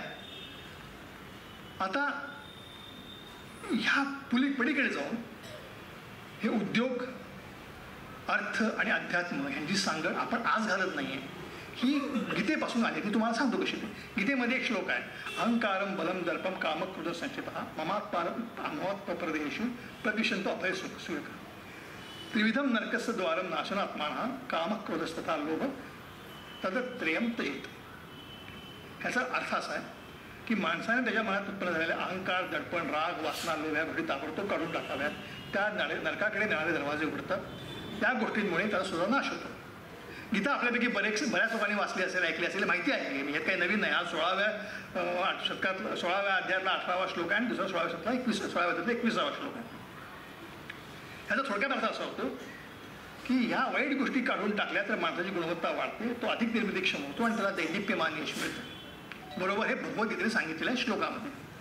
आता 1968 साली कैझा नावाचा एक जपानी विद्यार्थी होता. तो हार्वर्डला गेला. त्यांनी मॅनेजमेंटवरती प्रचंड अभ्यास केला आणि त्यांनी एक थिअरी मांडली. ती थिअरी अशी आहे, eliminate the waste immediately from your organisation and change it for better continuously. It improves quality, productivity and gives the organisation long term and glorious success. बरोबर. याचा अर्थ काय होतो, तुमच्या कंपनीमध्ये निर्माण झालेल्या चुकीच्या गोष्टी ताबडतोब काढून टाका आणि त्यामध्ये सतत सुधारणा करत राहा. या गोष्टी काढून टाकल्या तर कंपनीची गुणवत्ता सुधारते, ती अधिक निर्मितीक्षम होते आणि तिला दैदिप्यमान यश मिळतं. श्रीकृष्णाने गीतेमध्ये हेच सांगितले, पण त्याने आपल्याबद्दल सांगितलं, माणसांबद्दल सांगितलं, याने ते कंपनीबद्दल सांगितलं, ऑर्गनायझेशनबद्दल सांगितलं. सेम टू सेम वर्ड्समध्ये काही फरक नाही. आणि हे कैझांची थिअरी एका कंपनीला आवडली आणि तिने ती ताबडतोब ॲडॉप्ट केली. ती कंपनी म्हणजे टोयोटा. टोयोटाने ती ॲडॉप्ट केली. ती त्याप्रमाणे वागायला लागली आणि त्यांनी काय केलं की त्यांच्या कंपनीमध्ये एका स्क्रूपासून मॅनेजरपर्यंत कुठलीही गोष्ट जरा वाटलं की ती बरोबर कार्यक्षम नाही आहे तर ते सगळं रिप्लेस करायला लागले.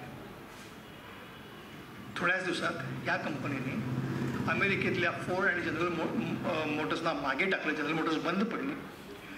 जर्मनीमधल्या मर्सिडीज बेन्झ आणि ऑडीला मागे टाकलं आणि ही नंबर 1ची कंपनी बनली. आजही नंबर 1ची कंपनी आहे जवळपास. आणि सगळ्यात महत्त्वाचं या कंपनीचं वैशिष्ट्य आहे, तुम्ही ऐकलं असेल, ह्या कंपनीला झिरो डिफेक्ट कंपनी म्हणतात. या कंपनीच्या व्हेकलमध्ये कुठलाही दोष नसतो. कारण काय की ज्या गोष्टी दोष निर्माण करू शकतात त्या गोष्टी ते ताबडतोब काढून टाकतात. हेच कृष्णाने आपल्याला सांगितलं की आपल्या मधले दोष ताबडतोब काढून टाका तर तुम्ही समाधानी, शांत आणि दीर्घायुष्य जगू शकता. त्यामुळे उद्योग, अर्थ आणि अध्यात्माचं एवढं छान उदाहरण आपल्याकडे आपल्या गीतेत आहे आणि ते दिसतंय, ते जगातनी ॲक्सेप्ट केलं. आता हे जेव्हा असं म्हणतो की आता हा उद्योग, संतुलित उद्योग आणि अध्यात्म, तेव्हा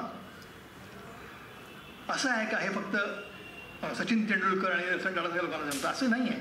हे आपणही आपल्या आयुष्यात करतो. आपण जेव्हा आपली आई आपल्याला जेवण करून देते किंवा तेव्हा ती तिच्या आयुष्यातल्या बऱ्याचशा गोष्टींचा त्याग करत असेल.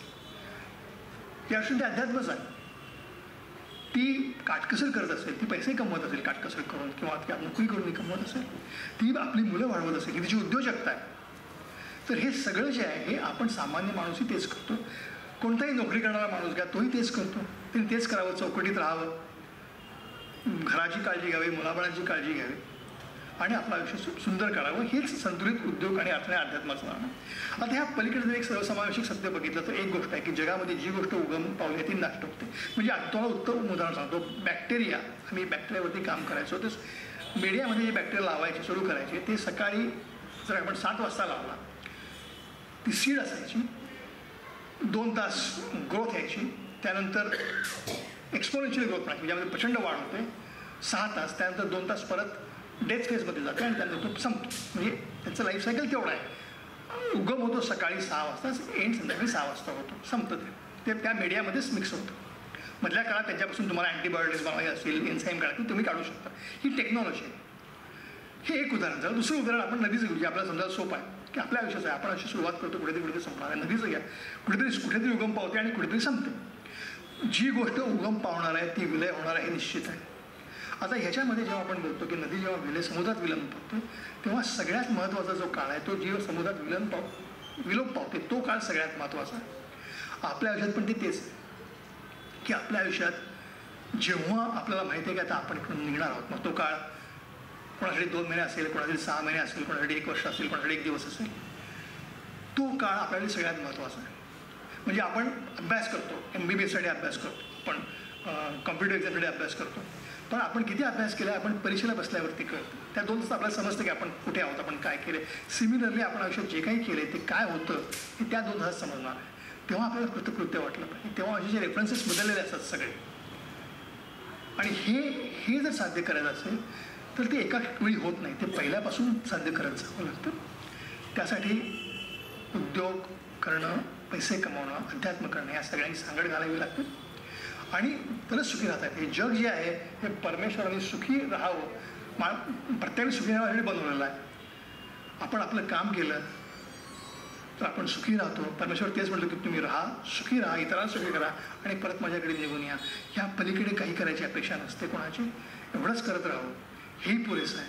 आणि ह्यासाठी उद्योग, अर्थ आणि अध्यात्माची सांगड घालणं अगदी सुरुवातीपासून ते शेवटपर्यंत अतिशय आवश्यक आहे असं मला वाटतं. धन्यवाद. इथे बोलून मी थांबतो.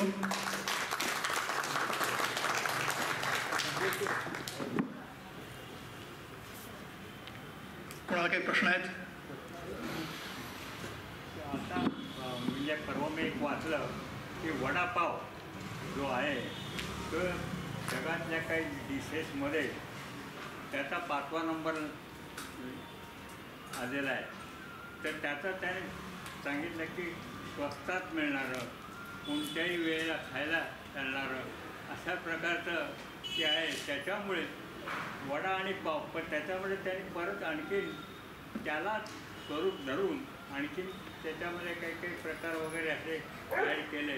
हे तुम्ही जे सांगितले त्याप्रमाणे त्याची माहितीच्या आधारे आता वडापाव त्या माणसाला काय माहिती, वैद्य म्हणून दादरचे ते ग्रस्त होते, बरोबर. त्यांनी आपल्या साधा एक हे केलं आणि त्यालाच आता वडापावाला जागतिक पातळीवरती तो गेला आहे. बरोबर. म्हणजे किती हे तुम्ही सांगितल्या माहितीचं त्या डोक्यात माझ्या आलं आणि तो वडापावाचं उदाहरण आलं. नाही, खरोखर आहे, अतिशय खरं आहे. ही नाविन्यपूर्ण कल्पना तेवढी आणि ही एवढी चांगली आहे. आपणही खातो. आज एक वडापाव खाल्ल्यावरती पोट छान भरतं आणि त्यामध्ये व्हेरिएशन्स आहेत. म्हणजे तुम्ही जर इथे कीर्ती कॉलेजजवळ गेलात तर ते तुम्हाला चुरा पाव देतात. म्हणजे बटाट्याला चुरा काढतात आणि तो पावामध्ये घालून देतात. तो फार सुंदर लागतो. ही नाविन्य त्या म्हणजे जसं आपण मॅगीमध्ये गाजर लागतो तसा प्रकार आहे, तो सुंदर लागतो. भूक भागते, स्वस्त आहे. ही जी कन्सेप्ट आहे ना हीच बिझनेसची ही नाविन्यपूर्ण कन्सेप्ट आहे. हेच उत्तम उदाहरण आहे. खरंच आहे.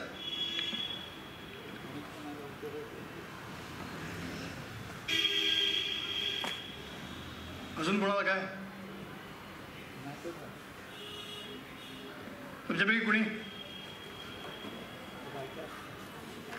काय नाही? मला एक प्रश्न विचारायचा आहे. बोला. तुम्ही उद्योजक म्हणून पैसे कमवता, त्यातलं काही वाटा तुम्ही दानधर्म करायला पाहिजे, त्याबद्दल तुमचं काय म्हणणं? माझं म्हणणं आहे दान धर्म करू नये, कधीच करू नये. प्रत्येक माणसाने स्वतःचे पैसे स्वतः कमवावेत. दान धर्म केला, फुकट द्यायला लागला, लाडली बहीण योजना आणलीत की माणसाला तुम्ही निष्क्रिय करता आणि एकदा माणूस निष्क्रिय झाला की संपला. एक परमेश्वर कृष्णाने सांगितलेलं आहे की तुम्ही खाणारा हाताला काम द्या, अन्न देऊ नका. लहान मुलांना शिकवा, त्यासाठी आम्ही करतो. म्हणजे आता इगतपुरीमध्ये आम्ही शिकवा, कारण ती लहान मुलं आहेत, ती काही करू शकत नाही. त्यांना मदत करणं आवश्यक आहे, पण दान धर्म करणं ह्या पद्धतीचा मी वैयक्तिक अत्यंत विरोधी आहे. कधी करू नये असं माझं वैयक्तिक मत आहे.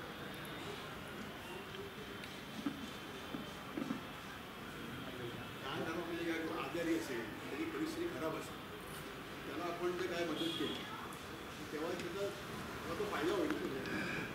हे कसं आहे माहिती आहे का? तुम्ही अंधश्रद्धा चालू केली, लोक जेवत आहेत, तो मुद्दा नाही. किंवा थोडंसं आजारपण आहे, काय तुमची गरज आहे, तेव्हा आपण काहीतरी आपल्याला कॉन्ट्रीब्यूट करावं लागतं. हे कसं आहे माहिती आहे का? नाही, मी तुम्हाला सांगतो, मला पटलं तुमचं म्हणणं, मला मान्य आहे. हे कसं असतं माहिती आहे ना, हे तुम्ही तुमच्या एखाद्या वैयक्तिक ओळखीच्या माणसाला मदत करत असाल की तुम्हाला जेन्युइनली माहिती आहे की तो खरोखर आजार आहे, त्याला काही पर्याय नाही आहे, ते अत्यंत योग्य आहे आणि पैशाने नाही, ते असंख्य प्रकारे मदत करता येते.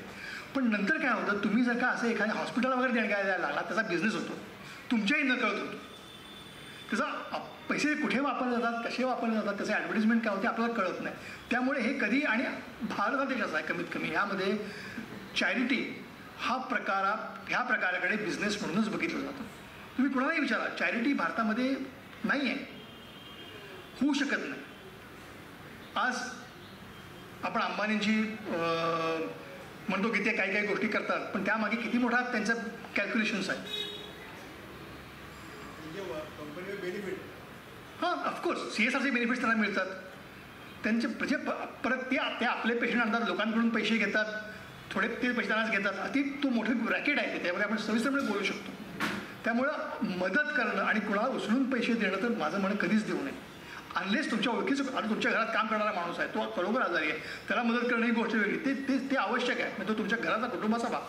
पण परक्या माणसाला देणं किंवा कुठल्या तरी जाऊन संस्थेला देणं किंवा जेवण अन्नछत्र सुरू करणं ह्यातून गरजू लोकांपर्यंत, आणि हे गरजू लोकांपर्यंत पोचत नाही हे आता सरकार मान्य करते ना, की पीक विमामधला 1 रुपयापैकी 25 पैसे शेतकऱ्यांपर्यंत पोचायचे, 75 पैसे आम्ही कुठेतरी बाहेरच जायचे. आता संविधान आहे सरकारचं. त्यामुळे हे भारतामध्ये नाही आहे. म्हणजे सॉरी, पण माझं हे असं म्हणणं झुणका भाकर कुठली लाडली बाहेर आता परत ते बंद झालं. हे एका विशिष्ट मोटिवेशननी केले जातात या गोष्टी, त्यामुळे त्याला फारसा अर्थ नाही. आणि एक दुसरी गोष्ट मला सांगतो, की एक माणूस किती लोकांना मदत करू शकतो. त्यामुळे आपण आपल्यापुरतं बघितलं, आपल्या कुटुंबाचं आणि आपल्या जवळच्या लोकांचं बघितलं, तेवढंही परिस्थिती तेच सुद्धा पर्क्युलेट झालं तरी बरीच माणसं सुखी होतील जगामध्ये. असं आहे. बोला. त्यांचं होते मग बघतो तुम्हाला. एकच मिनिट, त्यांचं होते मग तुम्हाला सांगतो. हां,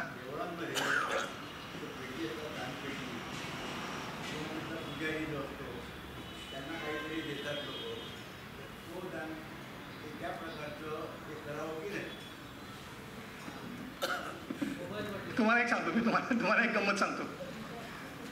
तुम्ही रांगेत उभा देवळामध्ये, ओके, आणि तुम्ही पूजेला जाऊन तुम्ही त्यासमोर जाऊन फक्त देवासमोर तुम्ही 100 रुपये दिलेत, तो तुम्हाला सगळ्यात पहिल्यांदा आणतो पुढे. हा सगळ्या अनुभव घेतलेला आहे. मग हे आपण करायचं का? हे आपण करप्शन नाही, लाच आहे पूजाला दिली, आपण द्यायची का? हे आपण ठरवायचं आहे. हां, काही करतात, बरोबर आहे, अगदी बरोबर आहे, देवाला बाहेर आणतात, खरं आहे. हे आपण ठरवायचं आहे काय करायचं. हा आपला निर्णय आहे. बोल. मध्ये एक सर्वे आलेला, म्हणजे कोविडनंतर जे वेल्थ क्रिएशन झाले जगामध्ये, कसलं? कोविडनंतर जे सगळे कॅपिटलायझेशन पैसे जमा झाले लोकांकडे, श्रीमंत आणि श्रीमंत झाले. हां, हो. सांगितलं श्रीमंताचे जे जमा झालेले पैसे आहेत ना, वरचे डबल झालेले, ते परत जरी वाटले ना, ते 10 वर्षांनी परत ते श्रीमंत. तुमचं म्हणणं आहे.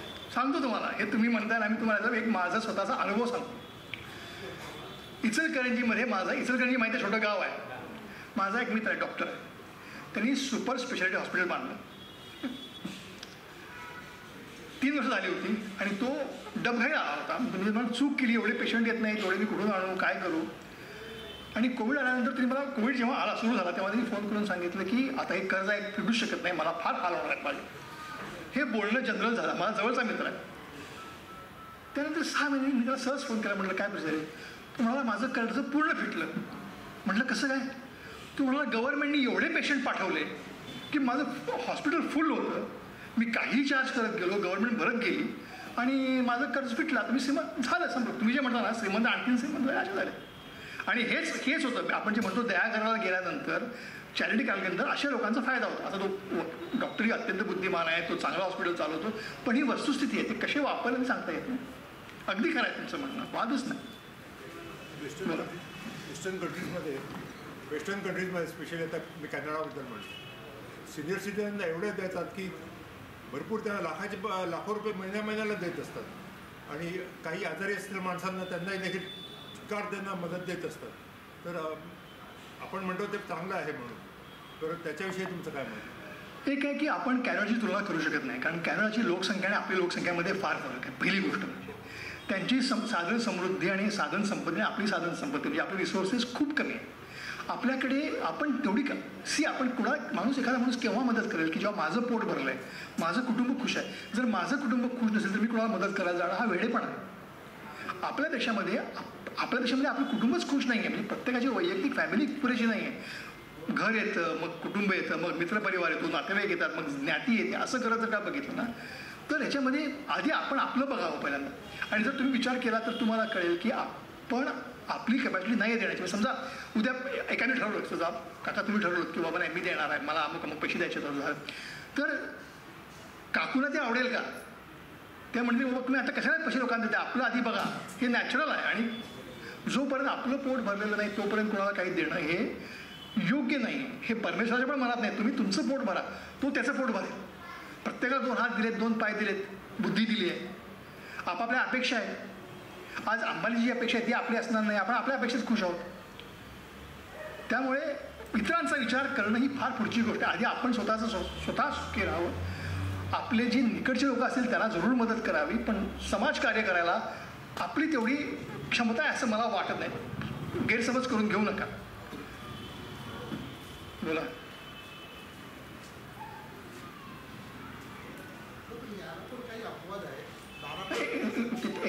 त्यांचं होते बोल ते आलेत लांबून. हां बरं ठीक आहे, तुम्ही बोला. काही अपवाद आहे. मकरंद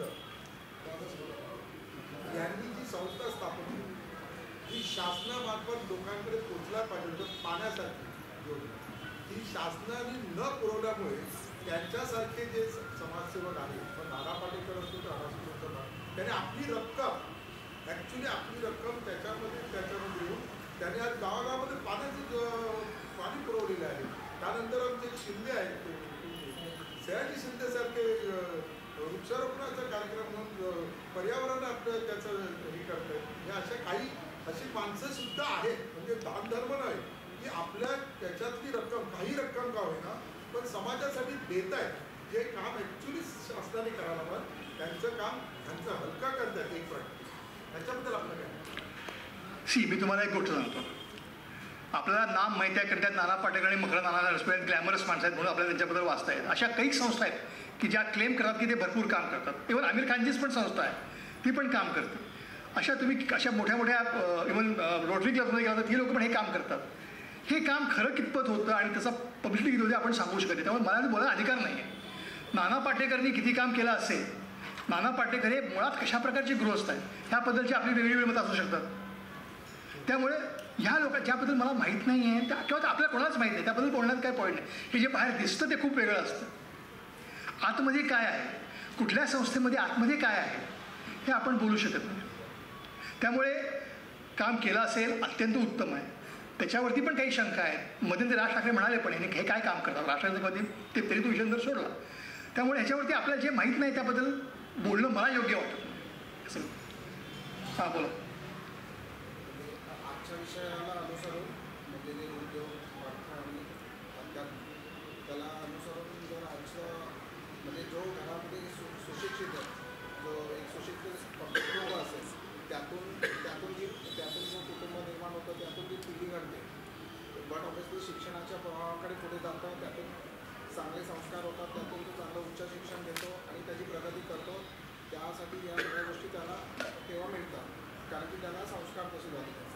जेव्हा एक सर्वसामान्य मराठी माणूस जो त्याच्या घरामध्ये म्हणजे फायनान्शियली जर तो स्ट्रॉंग नसेल आणि तेव्हा तो म्हणजे तो रोज काम करून जर स्वतःचा उदरनिर्वाह करत असेल आणि त्यातून त्याची जी डिपेंडंटमध्ये मुलं असतील त्यांचा उदरनिर्वाह त्यांचं शिक्षण करत असेल आणि त्याकडे मग त्याला भेटणारा संवाद आणि संगत ती जर व्यवस्थित नसेल तर तो कुठेतरी एक ठराविक मराठी कुटुंब जर आपण बघितलं तर त्यांचं उद्योग करण्यामागे खूप कमी असतं आणि जास्त वेळ ते नाक्यावर उभे राहण्यात आणि त्यात या सगळ्या गोष्टी तरी वाया जातात. आणि असे ठराविक वेळ येतो आणि त्यावेळी वेळेत होतं की आपण काहीच केलं नाही, नंतर आपण लोकांना बोलतो. तर त्या माध्यमातून तुम्ही ॲज अ CEO म्हणून कमी सर्वसामान्य घरातला जन्माला आलेला विद्यार्थी किंवा मुलगा असेल तो स्वतःची डेव्हलपमेंट कशी करू शकतो आणि तो ॲज अ चांगला उद्योजक किंवा स्वतःला कुठेतरी याचं करिअरमध्ये रतन टाटा सचिन तेंडुलकर सारखा कुठे सक्सेस होऊ शकतो. हा तुमचा खूप चांगला प्रश्न आहे आणि हा विचार करायला लावणारा प्रश्न आहे. तुम्हाला ह्यामधली मी आता एक गंमत सांगतो. ज्यांना प्रगती करायची आहे ती मुलं कितीही विपरीत परिस्थितीत पुढे येऊन प्रगती करतात. आपल्या आजूबाजूला माणसं आहेत. मी स्वतः एका छोट्या गावातून, सांगलीसारख्या छोट्या गावातून मी आलो, इथंपर्यंत आलो. काय असतं, 2 प्रकारची माणसं असतात. एक ज्यांना काहीतरी करायचं आहे, ज्यांना फोकस आहे आणि तो फोकस ऑटोमॅटिकली येतो, तो कोणी सांगून आणून येत नाही, तो उपजत येतो, त्याला फक्त थोडंसं चॅनलाइज करावं लागतं. किंवा दुसरी माणसं असतात की त्यांना मजा करायची, सहजतेने आयुष्य घ्यायचे, आणि ज्यांना सहजतेने आयुष्य घ्यायचं आहे अशा माणसांना असंख्य माणसं मिळतात. उदाहरणार्थ राजकारणी लोक यांना बोलून यांचा छान वापर करून घेतात, कार्यकर्ते म्हणून. गुंड लोक यांना छान वापर करून घेतात. पण हे उपजत असतं. तुम्हाला आता मी दुसरी एक छान तुम्हाला गंमत सांगतो की आता तुम्ही संस्काराबद्दल बोललात म्हणून सांगतो. संस्कार कसे असतात आणि ते माणसाकडून उपजत कसे असतात, उपजत माणूस कसं घेतो. आपल्या लहानपणी तुम्ही आता थोड्या पुढच्या पिढीतल्या आमच्या ह्या लोकांना बऱ्याच तुम्हाला माहिती असेल, थिएटरमध्ये एक ॲड यायची, म्हणजे इंटरव्हल नंतर माहिती आहे तुम्हाला ॲड्स यायच्या वेगवेगळ्या प्रॉडक्ट्सच्या. त्यामध्ये एक ॲड होती, त्यामध्ये जॅकी श्रॉफ हा मॉडेल होता आणि सुरेश ओबेरॉय हा मॉडेल होता, आणि ती जाहिरात होती 4 मीना का पिवळा हत्ती नावाच्या कुठल्या तरी सिगरेटची जाहिरात होती.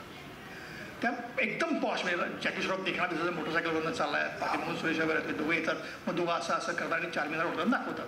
अत्यंत परिणामकारक जाहिरात. त्यानंतर ही जाहिरात झाली परिणामकारक. ते लिहून यायचं नंतर की वैधानिक इशारा, सिगरेट पिणं आरोग्य के लिए अपायकारक आहे, सिगरेट पिण्याने आयुष्याला विघातक आहे, smoking is injurious to health. हे 3 मोठ्या प्रमाणात यायचे. हे दोन्ही मी बघितले आणि मी आत्तापर्यंतच्या माझ्या आयुष्यात एकही सिगरेट ओढली नाही. मला कोणी सिगरेट पिऊ नको म्हणून सांगितलं नाही, मला वडिलांनी सांगितलं नाही, सांगितलं, तो कन्सेप्टच नव्हता. मी प्यालो नाही कारण मला एवढं समजलं होतं की माझ्या आरोग्याला ते अपायकारक आहे. हा संस्कार मी घेतला, हा माझा वैयक्तिक भाग झाला. एखाद्याला ते फार छान वाटलं असेल की आधी चालला जॅकी श्रॉफ ओढे पिवळा हत्ती किंवा 4 मीनार म्हणून. हे आपली विचार करण्याची पद्धत आहे. कुणी कोणाला सोडून सांगून काही होत नाही. मुलगा संस्कार तुम्हाला दुसरी गोष्ट सांगतो. संस्कार ही गोष्ट अशी आहे की जी मुलं आईवडिलांकडे बघून शिकतात. तुम्ही त्याला सांगायला गेलात ना तर ते होणार नाही. जर घरी वडील दारू पित असतो तर मुलगा दारू पिणार नसतो, नाही तुम्ही त्याला पिऊ नको वाईट आहे म्हणून सांगू शकत नाही. आजकालच्या जगात हेच चाललंय. आपण जे म्हणतो ना की कम्युनिकेशन होत नाही आहे, लोक वाम मार्गाला लागले, मध्यमवर्गीय ह्या गोष्टी करतो कारण हे घरात घडतात त्या गोष्टी.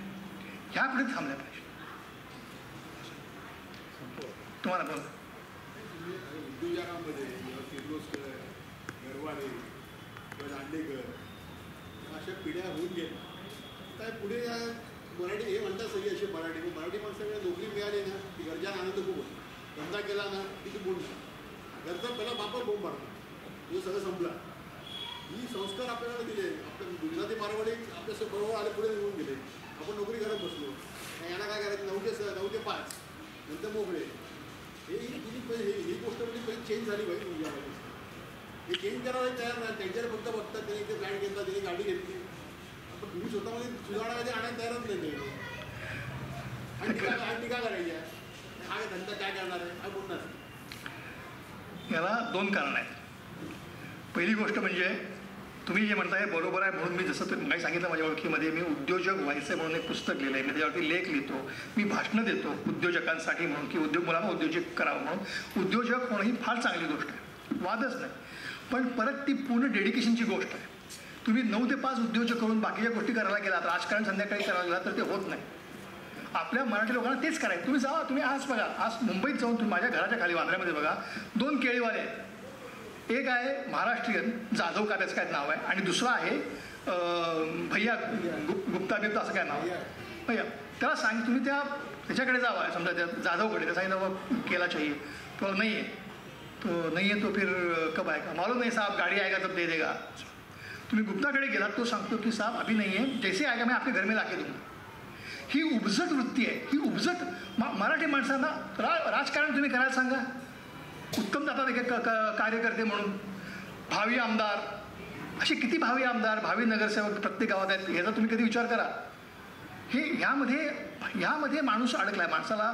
आणि तुम्हाला पुढची गोष्ट सांगतो, जी मराठी माणसं नोकरी करतो म्हणतात ती नोकरी काय फार प्रामाणिक म्हणजे पूर्ण वेळ देऊन काही मोठ्या ॲम्बिशनसाठी करतच नाही. ती पण काहीतरी करून 9 ते 5 काहीतरी करायचं, पैसे घ्यायचे, संध्याकाळी जाऊन टाईमपास करायचं घरी जाऊन. ही मराठी मनोवृत्ती ती आपण बदलू शकत नाही. प्रयत्न करतो, परत एक माणूस किती करू शकणार किंवा एक ऑर्गनायझेशन किती करू शकणार.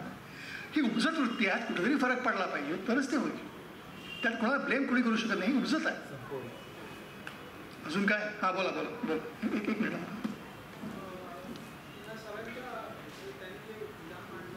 त्याला अनुसरून म्हणजे आता व्यवसायाच्या ज्या वाटा आहेत त्या बदलत चालत नाही. पारंपरिक व्यवसाय वडापाव ज्या आल्या आपल्या डोक्यात तर त्याला स्टार्टअपची जोड केली जाते. तर स्टार्टअप संदर्भात काही मार्गदर्शन करावं. स्टार्टअप हा एक खूप चांगला कन्सेप्ट आहे. पण स्टार्टअप हे फक्त नाव दिलं अलीकडे. आधीपासून त्याला उद्योजक सुरुवात म्हणायची, उद्योगाची सुरुवात म्हणायची. होतच नवीन उद्योग सुरू करायचा. स्टार्टअपला गव्हर्नमेंटच्या फॅसिलिटीज खूप आहेत. स्टार्टअपमध्ये आजही जवळपास 60% फेल्युअर्स आहेत. पण 40% यशस्वी हे सुद्धा मोठं आहे. कारण काही वर्षांपूर्वी 10% वगैरे होतं. मुळात काय होतं माहिती आहे का, एक प्रॉब्लेम आपल्या मराठी लोकांच्यामध्ये मी फार बघितला आणि तुमच्यापैकी काही लोकांनी बघितलं असेल. समजा मी एक स्टार्टअप सुरू केलं. हां, हे मी बघितलेल्या गोष्टी तुम्हाला सांगतो. मला समजा 1 लाख रुपये मिळाले धंदा करायसाठी. तर मी काय करतो, त्या 1 लाख रुपयापैकी पहिल्यांदा 20,000ची गाडी घेतो. 20,000 तिकडे गेले, अडकले माझे. मग थोडे दिवस गेले की मग माझी बायको म्हणते एवढं तुमचं चाललंय काम, एवढं काम करता राहतं, मला बाहेर घेऊन जावं. मग आपण पिकनिक जातो, तिकडे आणखीन 20,000 खर्च करतो. असे जेव्हा आपण पैसे खर्च करतो ना, तेव्हा तुमचा स्टार्टअप चालू शकत नाही. स्टार्टअप हे व्रत आहे. दिवस रात्र तुम्ही त्यामध्ये गेला आणि त्याचा फायदा तुम्हालाही सांगतो. स्टार्टअपचा फायदा तुम्हाला होत नाही, तुमच्या पुढच्या पिढीला होतो. तुमची पूर्ण पिढी, तुमचं पूर्ण आयुष्य त्यामध्ये जातं. जर गेलं तरच तुम्हाला त्यामध्ये यश मिळणार आहे. तो खेळ, धंदा करणं हा खेळ नाही आहे. म्हणजे तुम्हालाच टेक्निकल बघायचं आहे, तुम्ही ऑफिस बॉय पण तुम्हीच आहात आणि CEO पण तुम्हीच आहात. फार मोठी जबाबदारी आहे. तुम्हाला तेवढी स्किल असली पाहिजे तुमच्यामध्ये आणि स्किल बरोबर तेवढी मेहनत करायची तयारी पण असली पाहिजे. या दोन्ही गोष्टी असं. हां हां, बोला नाही, बोला. पुस्तकं सांगता का अध्यात्मामध्ये किंवा वयाला जसा झाड तरी आपल्याला मनाचे श्लोक येत नाही ते पाठ कर. नंतर त्याचा अर्थ ठीक आहे 25व्या वर्षी वेगळा होऊ शकतो. दासबोध नाही आहे तो ऐकून तरी ठेव. तर तुम्ही अशी काही एज वाईज पुस्तकं सांगा. त्या कुठल्या सुद्धा कोणी इंजिनिअरिंग केलं, कोणी मेडिकल केलं करा, कोणी कॉमर्स केलं. काही त्या एजला पुस्तकं किंवा काही सगळ्यांना ज्ञानेश्वर सोडून द्यायचं. म्हणजे कॉमन आहे. कुठलं पुस्तक आहे त्याबद्दल वाचणे किंवा गीता म्हणा किंवा टिळकांचं गीता रहस्य म्हणा, ते वाचायला एकदम शाळेतल्या पोराला एवढी ऐकू नये असं माझं पर्सनल मत आहे. तुम्ही काही सांगाल का पुस्तकाच्या आधारे? तुमचं तुमच्या बोलण्यात मी एकच वाक्य ॲड करतो आधी. तुम्ही म्हणालात की गीता रहस्य समजायला शाळकरी पोराला जमणार नाही. मी म्हणतो गीता रहस्य 60व्या वर्षी पण समजत नाही. अतिशय अवघड आहे आणि अतिशय बुद्धिमान माणसाने लिहिलेलं ते पुस्तक आहे. म्हणजे टिळकांनी तेवढं एकच पुस्तक लिहिलं असतं तरी टिळक असामान्य ठरले असते. एवढं सुंदर पुस्तक आहे. त्यामुळे आपण त्यावरती बोलायला नको. तुम्ही जे म्हणालात त्याबद्दल तुम्हाला मी एक गंमत सांगतो की आणि तुम्ही अनुभवलं असेल. एकच पुस्तक घ्या, दासबोध घ्या किंवा मनाली श्लोक घ्या. जसं तुम्ही वाचताना, तुम्ही शाळेत असताना वाचतात, तुम्हाला त्यात काहीतरी वेगळं मिळतं. तुम्ही कॉलेजमध्ये गेलात तुम्हाला वेगळं मिळतं. तुम्ही नोकरी कराल तुम्हाला वेगळं मिळतं. वयाच्या एका टप्प्यावरती तुम्हाला त्यात काहीतरी वेगळं मिळत जातं. आणि हेच या पुस्तकांचं वैशिष्ट्य आहे. आपण ह्याबद्दल आपण बऱ्याच गोष्टी चुकीच्या घेतो. हे पण तुम्हाला सांगतो, खूप इंटरेस्टिंग आहे हे पण तुमचं म्हणणं. आता मी तुम्हाला सांगेन की तुकारामांचा अभंग वाचा. पण त्याचबरोबर मी तुम्हाला हे सांगतो, तुकाराम हा अत्यंत बुद्धिमान, अत्यंत उत्तम आणि व्यवहारी लेखन आहे. त्यांचे सगळे अभंग आहेत. पण त्याचा फार गैरसमज केला गेला. आज तुम्ही कोणाला विचारा मराठी लोकांच्यामध्ये, नाही मला काय चाललंय, माझं बरं चाललंय का? तुकाराम महाराजांनी सांगितलंय ठेविले आनंद तेशीचे राहावे. ठेवील तशी जमीन तुम्ही काम न करता बसा असं तुम्हाला सांगितलं नाही हो. ठेवील म्हणजे आहे त्यात सुखी राहा, समाधानी राहा आणि प्रगती करा. तुकारामांनी सांगितले ठेविले आनंद तेशीचे राहावे. हा सगळा आध्यात्मिक गोंधळ आहे आपल्या मराठी लोकांच्यामध्ये. आपल्याला ते इंटरप्रिट करता आलेलं नाही आणि त्याचा परिणाम आहे सगळं. अजून काय काय काय असं सांगा, बोला. मार्केटबद्दल तुम्हाला सांगतो. पहिली गोष्ट सांगतो. हा पण एक अत्यंत, आता मी तुम्हाला माझं वैयक्तिक मत सांगतो. इथे ऐका, इथे सोडून द्या. ह्याच्यावरती चर्चा करायची नाही. माझ्या आयुष्यामध्ये आत्ता ह्या क्षणापर्यंत मी एकही पैसा शेअर मार्केटमध्ये गुंतवलेला नाही. यापुढेही गुंतवणार नाही. शेअर मार्केटमध्ये पैसे कमवले लोक मी बघितले. म्हणजे 10,000 कमवलेत, 15,000 कमवलेत, 1 लाख कमवले मी बघितलंय.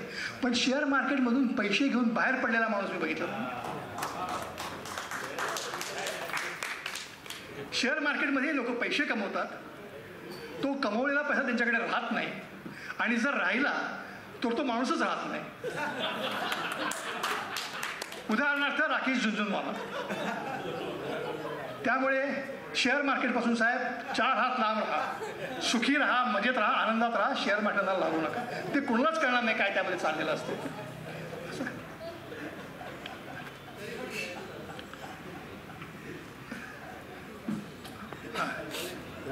नवीन पिढीला अध्यात्माचं वळण कसं लावायचं? त्यांना आवड नसतं त्याच्यामध्ये अजिबात. आवड कुणाला अशी, आपण जेव्हा त्या वयात होतो तेव्हा आपल्याला आवड होती का? आपल्याला आवड नव्हती. तेव्हा आपण कधी देवळात गेलो होतो का? नव्हतो गेलो. हे योग्य वेळी माणसाला कळत जातं. कसं असतं, घराचा संस्कार असावा लागतो. आता माझ्या घरात, मी तुम्हाला उदाहरण, माझ्या घरात मी संकष्टी करतो.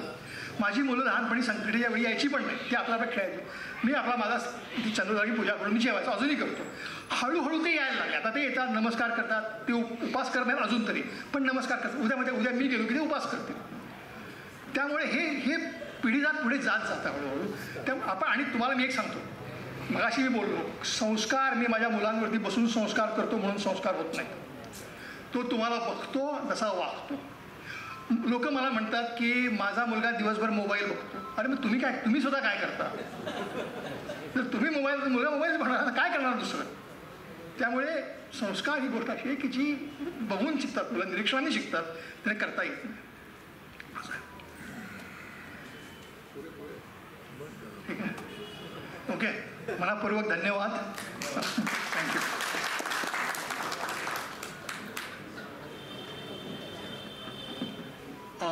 गेला 1-1.5 तास सलग त्यांनी इथे उभं राहून जी बॅटिंग केली, आणि उद्योजकता आणि अध्यात्म, खरं तर आपल्या संस्कृतीमध्ये आपण जितकं महत्त्व लक्ष्मीला देतो तितकंच महत्त्व सरस्वतीला सुद्धा देतो. आणि आजकाल मात्र काही घरांमध्ये नुसती लक्ष्मी किंवा नुसती सरस्वती याविषयी बोललं जातं. त्यांचा कुठेतरी समतोल साधणं आणि यातनं उत्कर्ष साधणं हाच कदाचित आपल्या जीवनाचा गाभा असू शकतो. सर, तुम्ही आज आलात त्यासाठी तुमचे खूप आभार. उद्या आपल्याकडे डॉक्टर नंदकुमार मुलमुले यांचं सुखाचा शोध याच्यावर व्याख्यान आहे. नंदकुमार मुलमुले, तुम्हाला जर इंट्रोडक्शन हवं असेल तर तुम्ही फक्त यूट्यूबवर जाऊन त्यांची अमुक तमुक चॅनलवरची एक मुलाखत बघा. आणि आजकालच्या जगात जिथे आपण पैसा किंवा शिक्षण, स्पर्धा या सर्वच गोष्टी म्हणतो, तिथे वाढत असलेली टॉक्सिसिटी आणि त्यांनी वाढत असलेले ताणतणावाचे प्रश्न, याच्यामुळे आपल्या जीवनात जे काही बदल होत आहेत, जे आपल्याला काही वेळा जाणवतात, काही वेळा जाणवतही नाही, यातून कुठेतरी आपल्या आयुष्याच्या सुखाचा मार्ग कुठे हरवतो हे आपल्याला समजत नाही. त्याविषयी एक व्याख्यान उद्या असणार आहे. तुम्ही जर बघितलं तर यावर्षीची 3 व्याख्यानं ही थोडी फार का होईना ती फिलॉसॉफिकल आहे. आणि यातूनच कुठेतरी एक आपल्या आयुष्याचा कुठेतरी एक काय म्हणतात मार्ग आपण थोडा का होईना सुखकर करण्याचा प्रयत्न या व्याख्यानमालेच्या माध्यमातून करतो. प्रजासत्ताक दिनाच्या या पूर्वसंध्येला मी तुम्हाला सर्वांना प्रजासत्ताक दिनाच्या शुभेच्छा देतो.